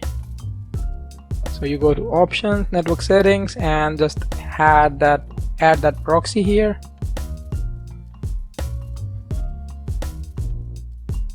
And you go and manual proxy settings and manual proxy configurations. Just click on OK. You don't need it now. Here is the Burp Suite, right? Let's go ahead and try to intercept the traffic, right? I'll say intercept on, and let's try to upload the same file again. So here is the shell.php, you say upload. This is the request that's coming from the DVWA. Now let's go ahead and copy up this whole request. I'll say copy, and I'll open a text editor. So in this case I'll go with Notepad++. You can use any text editor, whichever you like, and we'll paste it right here. Okay, so this is the request that doesn't work, right? We need one more. go on the browser. I'll just drop this request, or I'll just intercept off, and let's go ahead and select another file which actually works, which is this image. I'll just say intercept on this time, and I'll say upload. This is the request, and this one actually works, right? I'll say copy, and I'll go right over here. So we will drop it as well, we don't need it. Intercept off. Okay, now let's try to analyze what's the difference in both of these requests. You will see post DVWA vulnerability, host user agent, accept, and refer, right? All of these things will be exactly the same, and you can right over here see. Then there is the content type, which says multipart / form data in the request of shell, and here you will see content type multipart form data in the request. That works. So in both of the cases it actually is the same. Okay, we can forget about it. Then we have content length. Obviously the length will be different. We have the DNT, connection close, and there is the cookie, and these are some other headers right over here, right? And here I think the content maximum file size, and it says some other things, file name right here, and here is content type again, which is image.jpg, right? In this case, when you go down below, you will see everything is exactly the same. Here is the file name. After that, content type, it says application / octet stream. Now if you know about web servers or Nginx or Apache, this is a file type which is given to all other things which are not fitting in the default categories, like music files, video files, audio files, etc. So the application / octet stream, this is the only thing that's making a difference in this whole request. Now you should also know the content type header is only for the server, not for the application, so you can always mess with it. So let's try to do one thing. Let's try to copy the content type header of the image right over here. We will say copy in the request. That works. And let's try to upload the shell this time. We go back, we say intercept off, or actually on. We say browse. Let's try to upload shell here. Okay, let's try to say upload. Here is the request, and let's mess with this thing, application octet stream. We will remove it, and we will paste the content type header of the request. That works, which is an image JPEG header. Let's try to forward it, and forward it, and here you can see it successfully got uploaded. So this is how you bypass the applications which are checking for the file extension based on the header type, content header type. Let me just go ahead and show you the source code here. When you talk about the source code, you will see if upload type is image / JPEG. This is the content type header which we just replaced, or so this is the logical or, as I told you. Upload type is equal to image / PNG. Now PNG will come in case you upload the PNG file. So we just messed with this line and successfully uploaded the file as it is, right? And that's how it works. Let me try something else, and I'm gonna show you something on the high level of security. And now again, the high level of security in this case is treating as a hypothetical situation where the developer is thinking that this application is actually secure, and the developer is thinking that no one can upload a file and then change its extension. Okay, that's the thing. So if you don't understand this thing, let me explain you. If we go ahead and we try to upload the same file through the way which we did right now, I say intercept on and I say upload, and right here if I just try to change the content type, you will see it will not work. So I forwarded that, and you will see it was not uploaded because we only said JPEG and PNG images. Now that's actually fine, but why it was not uploaded? Because the developer is actually using a security now. So right here you will see that it is not checking the content type header which is from the server, rather it is checking the file extension. You can see upload extension, and it is using the strip function to remove the extension and then check the extension. So if the extension is equal to JPEG or JPEG, right, or JPG, or right here you can see PNG, right, then it is going to allow us to upload the file. In such a case, you cannot mess with the server headers, you need to mess up with the extension itself. So let me show you something. You can do one thing. Just suppose that this file .php, it has the PHP things, the code, but you rename it as PNG or JPEG, JPEG. Okay, you just rename it as a JPEG. Now still it has the same contents of the PHP and you have uploaded it as a JPG, right? Now you go ahead and you try to upload this file, shell.jpg. You say upload. When it will get uploaded, you will notice that it's a JPEG file. Now the problem here comes is, how will you fire that JPEG file? I mean, in case of a PHP, so let me show you. In case of a PHP, you can simply go in the location where it got uploaded. So I'll say dbwa/hackable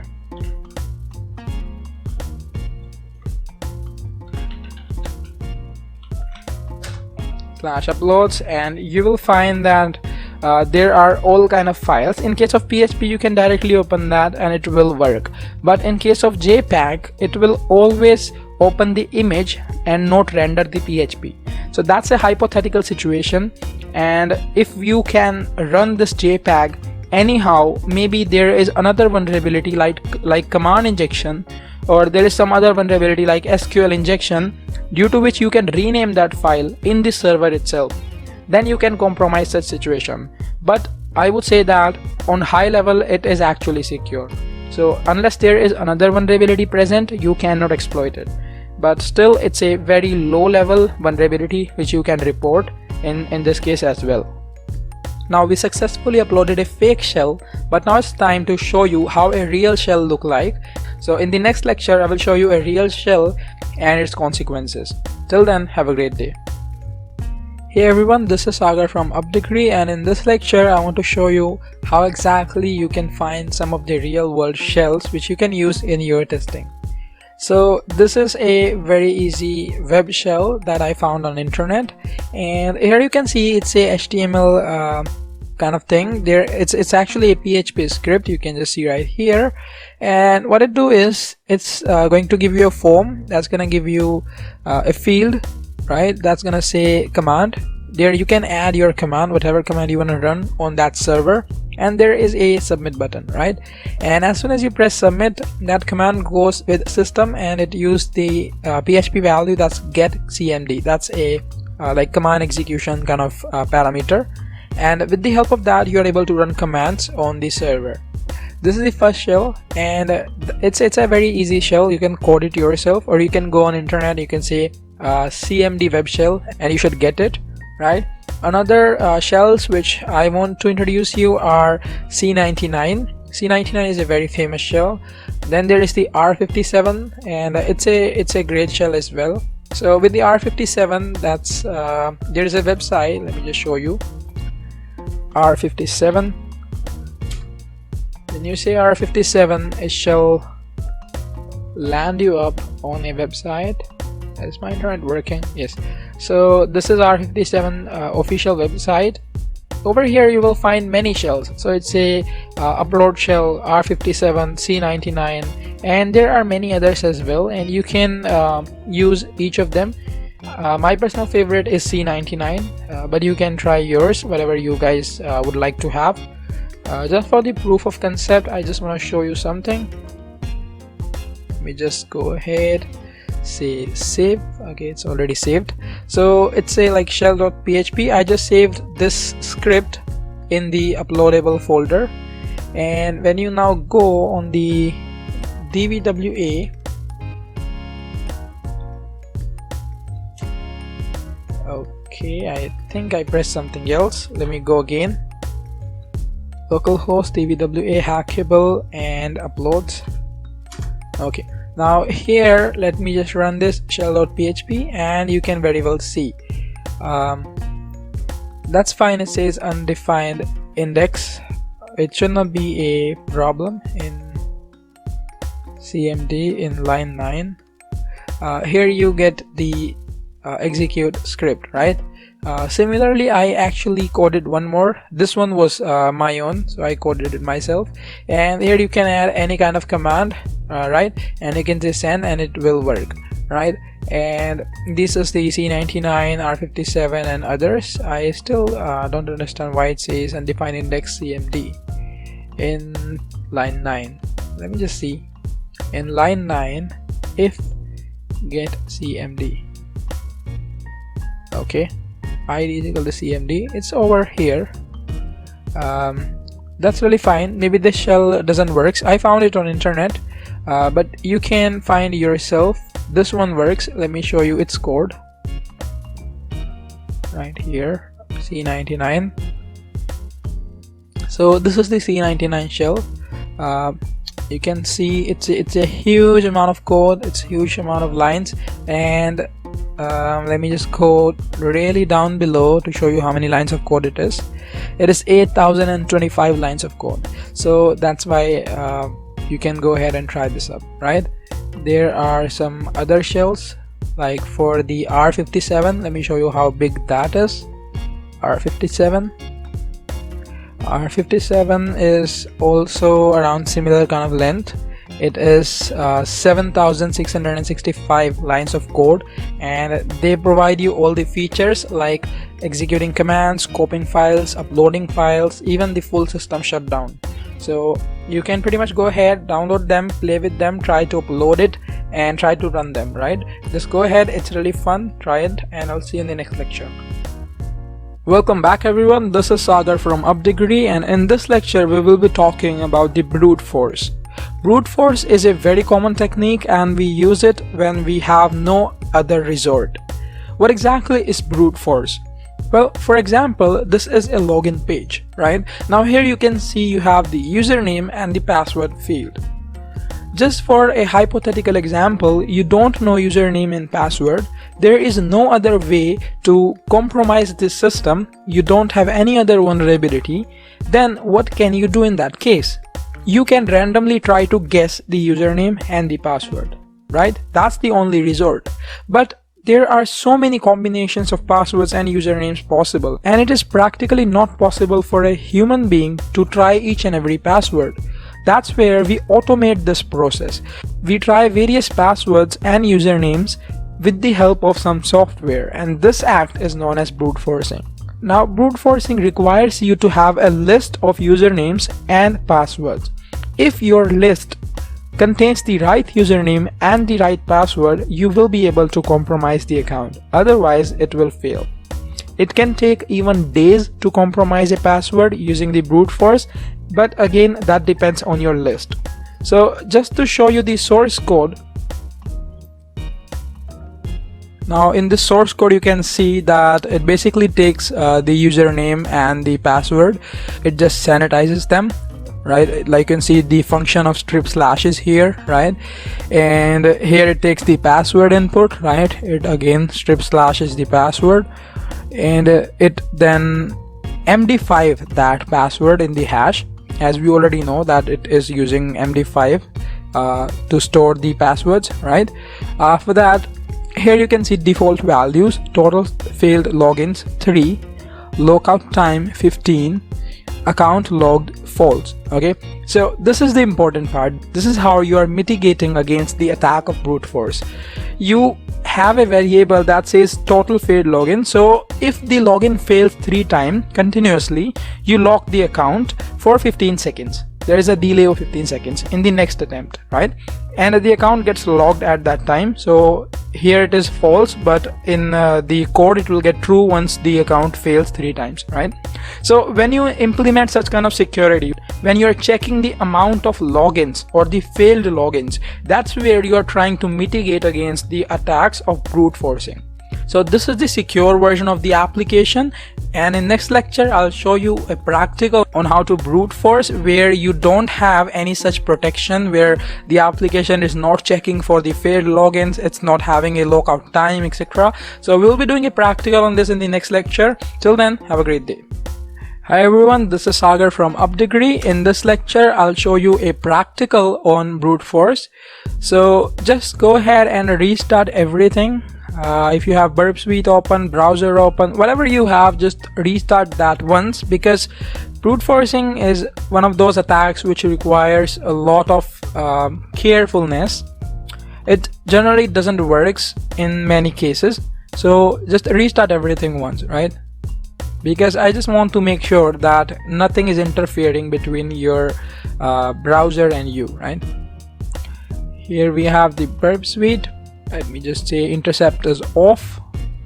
I'll just go on localhost here. Let me just go here, localhost tvwa, and here you go. So the username is admin. The password in my case is A because we changed it. Now let me just directly go on the medium level. This will work on low, medium, high, doesn't matter. It's all about the application not validating the login attempts. Okay, let me tell you what exactly that means. I directly moved on to medium to explain you things in better way. You will see this application, it takes the username and it takes the password. Then it sanitizes the password using the MD5 function. So it creates it in a hash, right, encrypted. And then it simply check if the password and username matches in the database. If they do, then it simply gives the message welcome to the password protected area. If they don't match, then it just gives the message username or password or and password incorrect, right?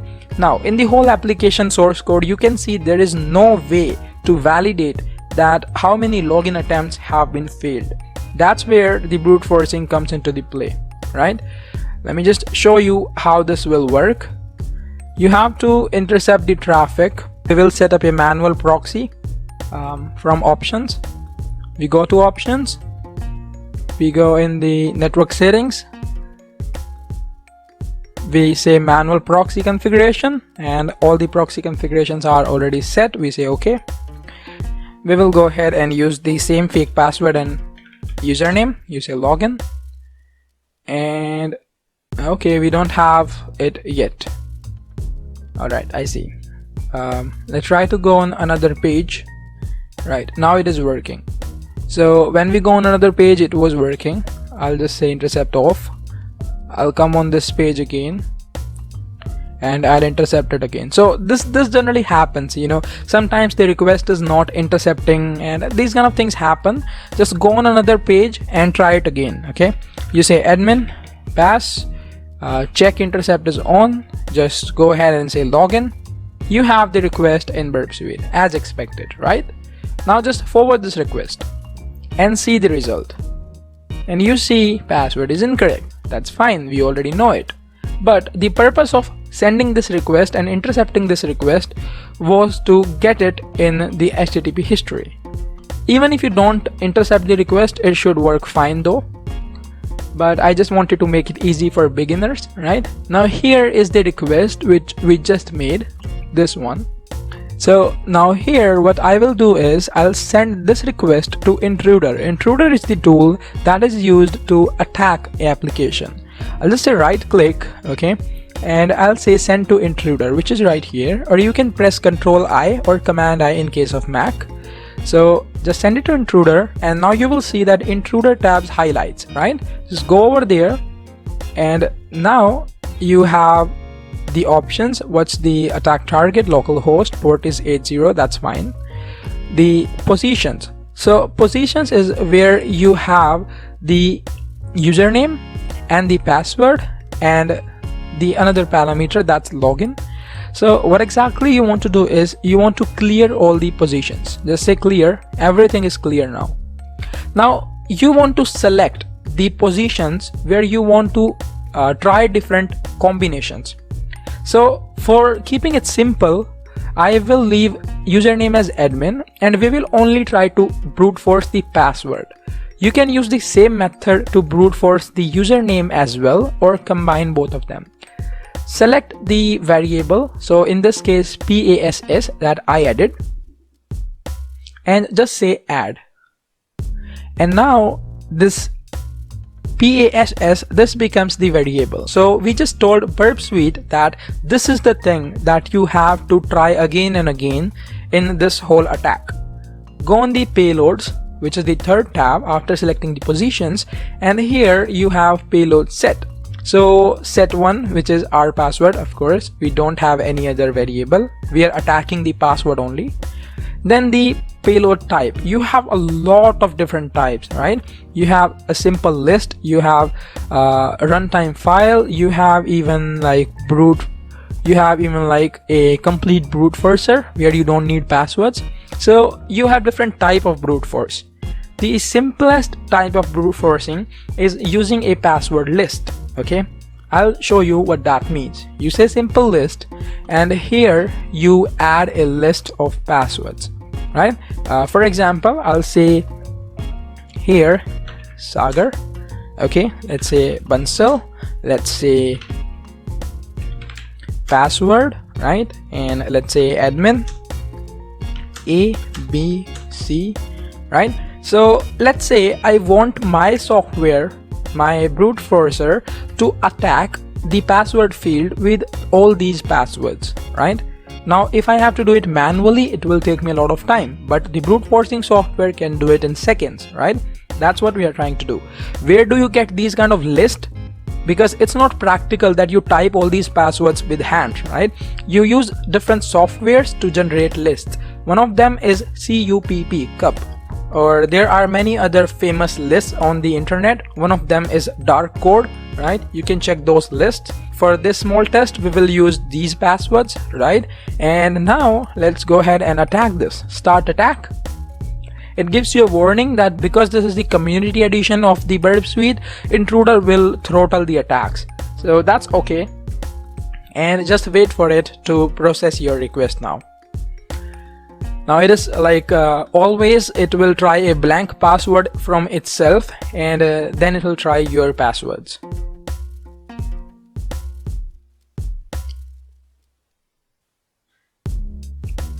So the attack has been completed. You can see the progress from here. Now, how do you know which password work?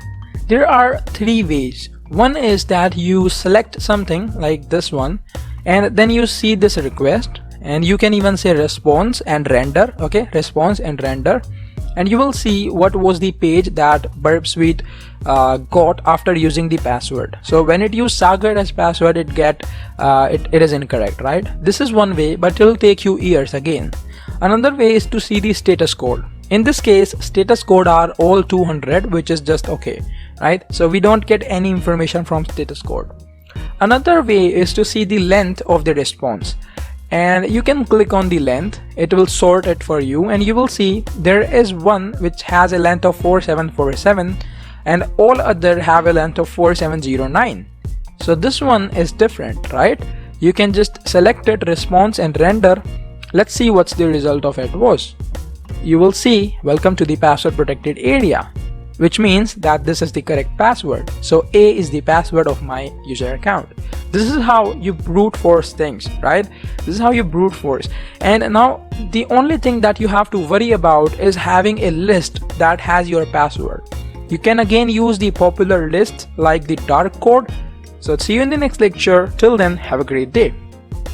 Hey everyone, this is Sagar from UpDegree, and in this lecture I will show you how you can automate all of your work using the scanners like Vega. Now Vega is a product of Subgraph and it is pre-installed in the Pentest toolbox. So you guys can just open your Pentest toolbox and just say Vega and then load. It can actually take some time to open, So just hold on for a second, and I just want to go little real in this case. So there is a website, you can say test PHP. So I'm going to show you testphp.vulweb.com. okay, so this one, oops, I believe we just need to remove that. So this is the vulnerable website which you are free to like exploit or test, and it's like a fake kind of shopping site, right? And this is a website you can actually test. Now, instead of testing for all the things, for example, I am quite sure this search bar is vulnerable with the XSS and other kind of payload attacks. Instead of doing all of this, I would simply fire up things in Vega. So this is Vega. Let me go full screen. Now Vega, as you can see, there is a button called scan. There is a tab, and here you can just say start new scan, right? And it will give you a lot of options. First thing is enter the base URL. So here you always want to enter the URL without a slash in the last, and make sure it is the base URL, which means that website dot the top level domain like .com, .in, .us or whatever, and there should not be anything after it, right? So let's say slash account or slash login, you should remove that. That's a base URL.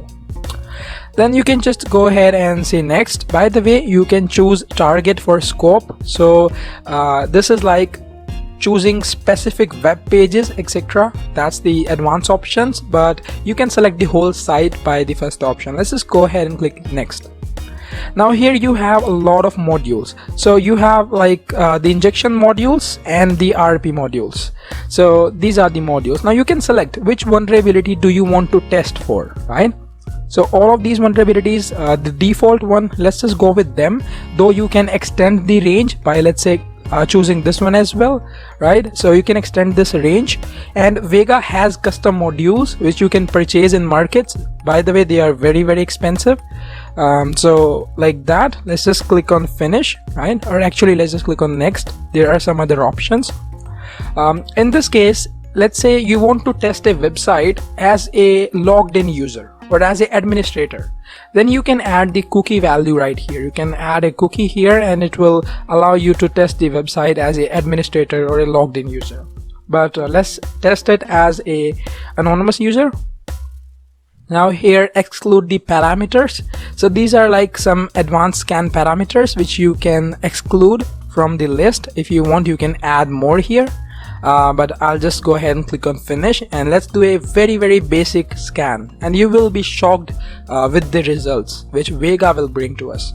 As soon as you do that, it will start making a executive summary kind of thing right here that shows you the results. So like high, like how much results found in high vulnerabilities, medium, low, and only the information, right?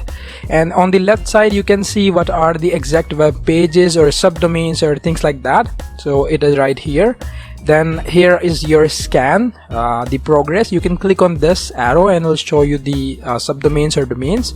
Then you can click here, it will show you the detail. You can click here, show you more details. You can then click here, and you have the exact vulnerabilities, right? For example, it just says that it found SQL injection. That's the that's one of the vulnerabilities which is most dangerous, and you have already seen how you can how this can be very dangerous in the SQL injection lecture. When you click there, it'll show you the whole report about this specific page and the specific vulnerability. SQL injection, that's a executive summary at a glance. The classification goes in input validation errors, because as you already know, SQL occurs when you do not sanitize the input, right? Resource, this is the exact resource. artist.php is the page where this vulnerability is. Now artists is a parameter on the website. Let's say the searching the name of artist or something from the database, that is vulnerable. For example, in the DVWA, the ID parameter was vulnerable. In this one, artist is vulnerable. Method is get. This is just the server side information. Detection type is just giving you which kind of SQL injection it has detected with which type. This is the request which it was able to if you just click here, it'll just open the request. This is the request which it was able to detect the SQL injection vulnerability. This is the resource content, the like basically the page meta kind of things. Discussions, it'll show you what exactly this vulnerability can do. So Vega has detected a possible SQL injection vulnerability. These vulnerabilities are present when, like, it's just going to tell you what exactly these vulnerabilities are, when they are present, etc, etc. So basically it is also doing the report writing work for you. You don't need to write a report. You can simply copy and paste things from this, right? You can export these reports.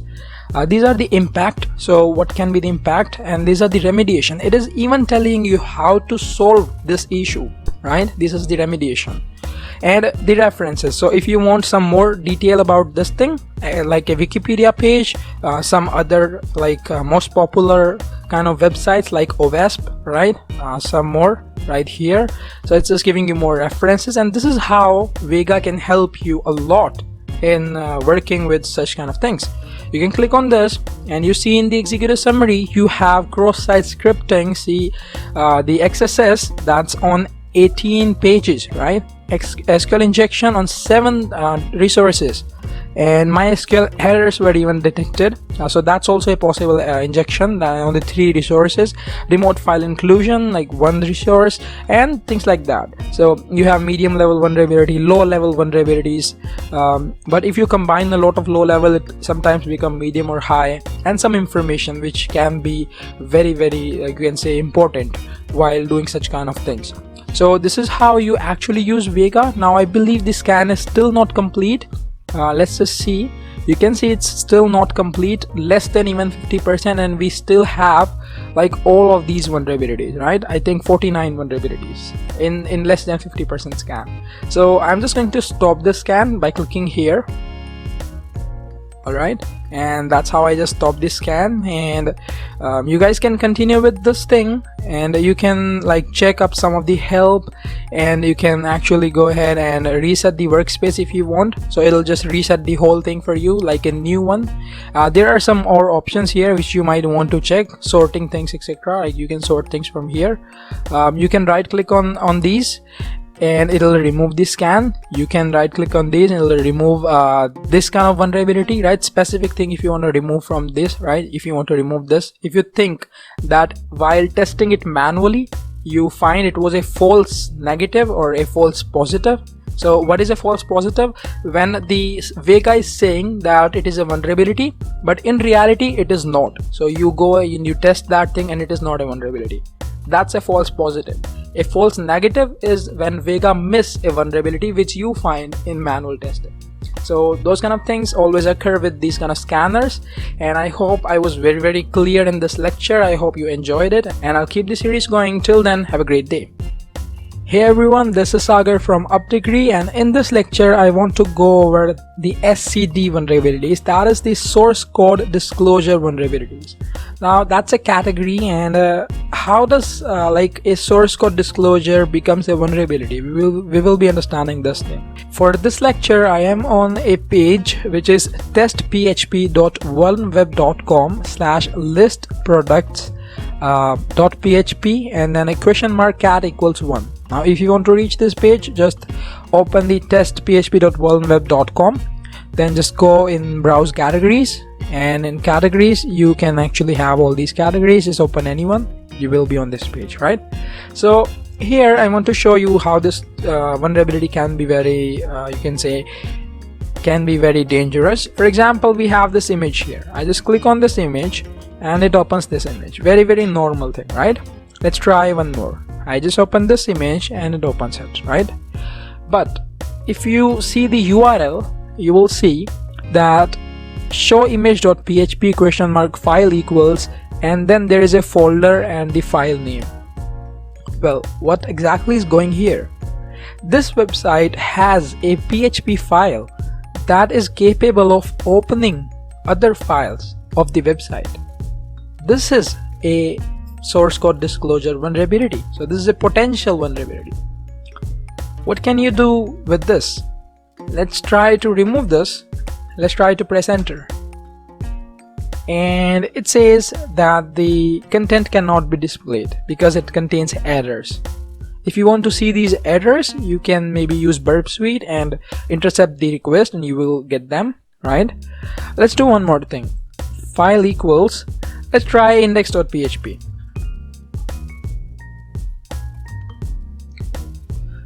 In this case, let's try to do this kind of stuff on a old kind of browser. That can be actually, I believe I have Internet Explorer. Let me try to do this work on that, because maybe it's gonna come on the errors side. The source code is coming in the errors side, I think. I visit this URL and I'm using it for the first time. Just close it, and yes, here you go. I just saw that. Let me just show it to you again. Yeah, here you go. So it is actually coming in the errors side, right? I'll just say don't allow. So what exactly is happening here is that this website is taking the file and the whole source code of the file is coming in the errors side. So that's one of the vulnerabilities. Now, how can this be, like, you know, dangerous for anything? Like first of all, when we use passwords in the PHP file, they can be read very easily, right? The second thing is that most of the applications, they use databases, right? And there is always a file dbconnect. So you can try to go on dbconnect. I'll say db-connect and I'll press enter. Okay, I'm just going to close this forever. Alright, and it says doesn't exist. Okay, that's fine. Oh yeah, I by mistake added the I. Let me remove that. Alright, so we don't have dbconnect.php, I guess. Yeah, so it seems like this file doesn't exist, or maybe it can be in some other kind of name, maybe dbconnect directly. No. Alright, doesn't seems to work. Let me try again. No, doesn't works. Let's try something else. For example, let me try to have the source code of the categories. Okay, I'm just gonna show you how you can actually find dbconnect if it exists, because it has these categories. It should have a database, right? You cut this page where the database is actually working and you paste it right over here. Alright, now we do have the source code of the page where database needs to be connected, and here you go. I just see that PHP require once database connect.php. so they are being smart. Instead of using db connect, they are using the database connect.php. That's cool. Let's copy this and let's try to view the source code of this file if we can, and that's the magic. You can see you got the MySQL host, which is actually local host here. You have the username and you have the password. So if you have the database username and password, you can probably go ahead and take over the whole website. And that's how a source code disclosure vulnerability can be very, very dangerous, because in PHP files we generally have credentials. And that's why you always want to make sure you don't do any kind of silly mistake like this, where you are calling other files using a PHP that has full access to the server, right? This is how you prevent against this kind of vulnerability. And I'll keep this series going. Till then, have a great day. Hey everyone, this is Sagar from Updegree, and in this lecture I want to cover up another one of the famous scanners in web pen testing. That's called Arachne scanner. Some people call it as Archini scanner as well. I prefer to use Arachne. So you can just go ahead and search on Google, and this is the Arachne scanner, right? That's the website, arachnescanner.com. So in Arachne, you can download it from here, and it is available on all platforms: Windows, Linux, Mac. I'll just go ahead with the Windows one. Right here, you can just go ahead and open this. It's a GitHub page, and that starts the download. You can save it. Now, one of the things you need to take care of while using Arachne is that it will take a lot of time in installation. but more further than that, it will install wherever you download it. So once you download the file, you should move it to a directory where you want to install it. That's one of the key things. So let's just move this thing which we downloaded in a folder, and I'll just go ahead and make a new folder for this. I'll just say folder here, and I'll say Arachne. Alright, and I'll transfer this thing in Arachne folder, though it will create another folder, I am quite sure, but just do that and just open it. Now as you see, it don't even ask you where you you can install it. It just starts installing. It's in the script like that, right?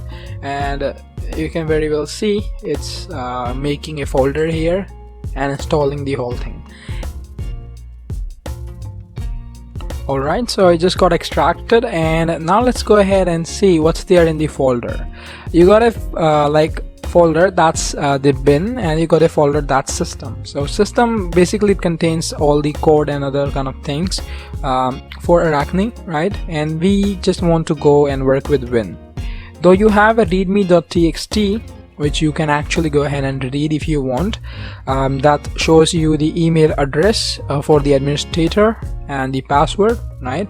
And one more username is there, right? And there are some other things for a quick scan via command line. So yeah, you can actually use Arachne as a command line tool as well. There is the CLI version possible, and there's a graphical interface over the web. Let me show you. In bin, you will see there are so many files which you can use with Arachne. There are things like RPC, there are things like bat console which will allow you to use it in a command line interface, and then there are things like web, which is a graphical interface over a web application. So here you will see Arachne _ web.bat. You can run it as an administrator and just give it the permissions and wait for a second. It will open up a server on your system with a port which you can use, right? So just wait for it. It will give you the port number, and generally it is the 9292, by the way. And as I said, it is here 9292, so Arachne still works on 9292. It's listening on the TCP localhost, so you can simply open your browser and go there. Right, so let's try that. Localhost, and there is a port which is a colon symbol, 9292. You go over there,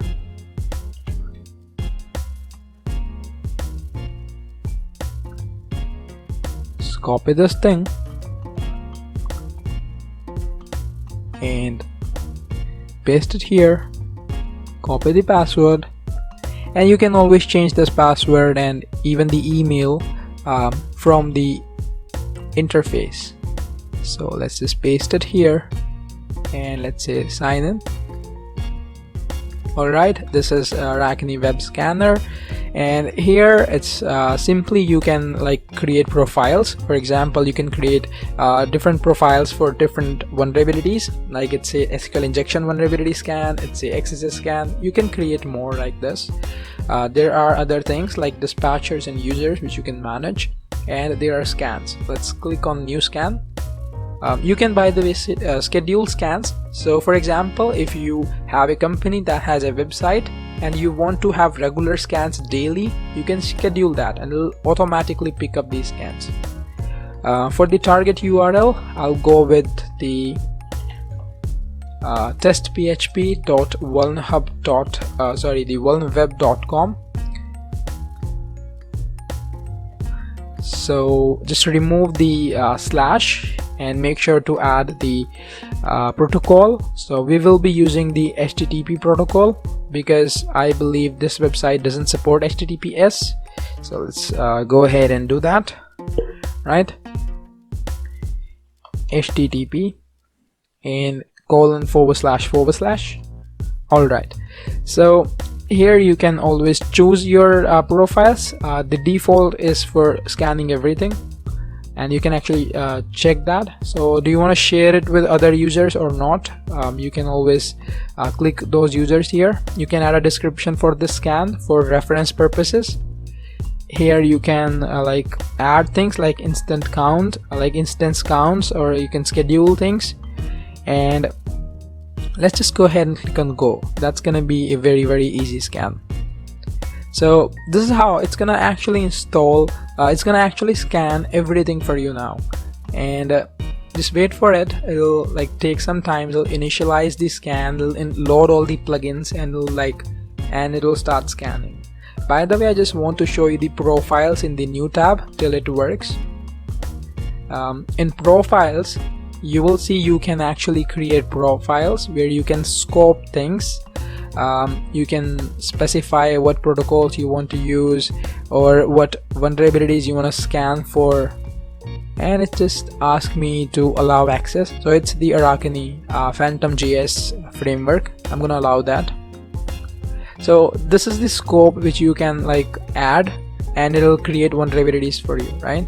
Whatever vulnerability you want to test for, whatever thing you want to test for. You can choose the platform for web server, IIS, Nginx, etc. Right? Things like that. You can choose vulnerabilities, CSRF test, code injection tests, SQL injection tests, things like that. Right? This is how you create profiles. Now in a default scan, it's generally all the vulnerabilities, and you will see it has started giving up vulnerabilities. You can see high vulnerabilities, medium level, low level, and informational, which are just info. Like when you click on high, it will show you the vulnerabilities. We only have one, actually two now. It'll like show you what exactly this vulnerability is. It'll give you the CWE for it, right? And the resource which is having this vulnerability, and some more information. So you can go ahead and see in like you can manage these vulnerabilities in fixed, verified, pending verification, false positive. So you can basically mark things that it was a false positive, you mark it in a false positive. It was a verified, you mark it in a verified. It has been fixed, you mark it as fixed. So it's basically more oriented for the companies, not for the bug hunters, but can be used as well, right? Can be used for bug hunting as well. It's more oriented on managing the company's website and managing those audits and regular maintenance, right? But it can be used in this way. So that was the Arakani scanner. With that, I'll take the leave. Have a great day.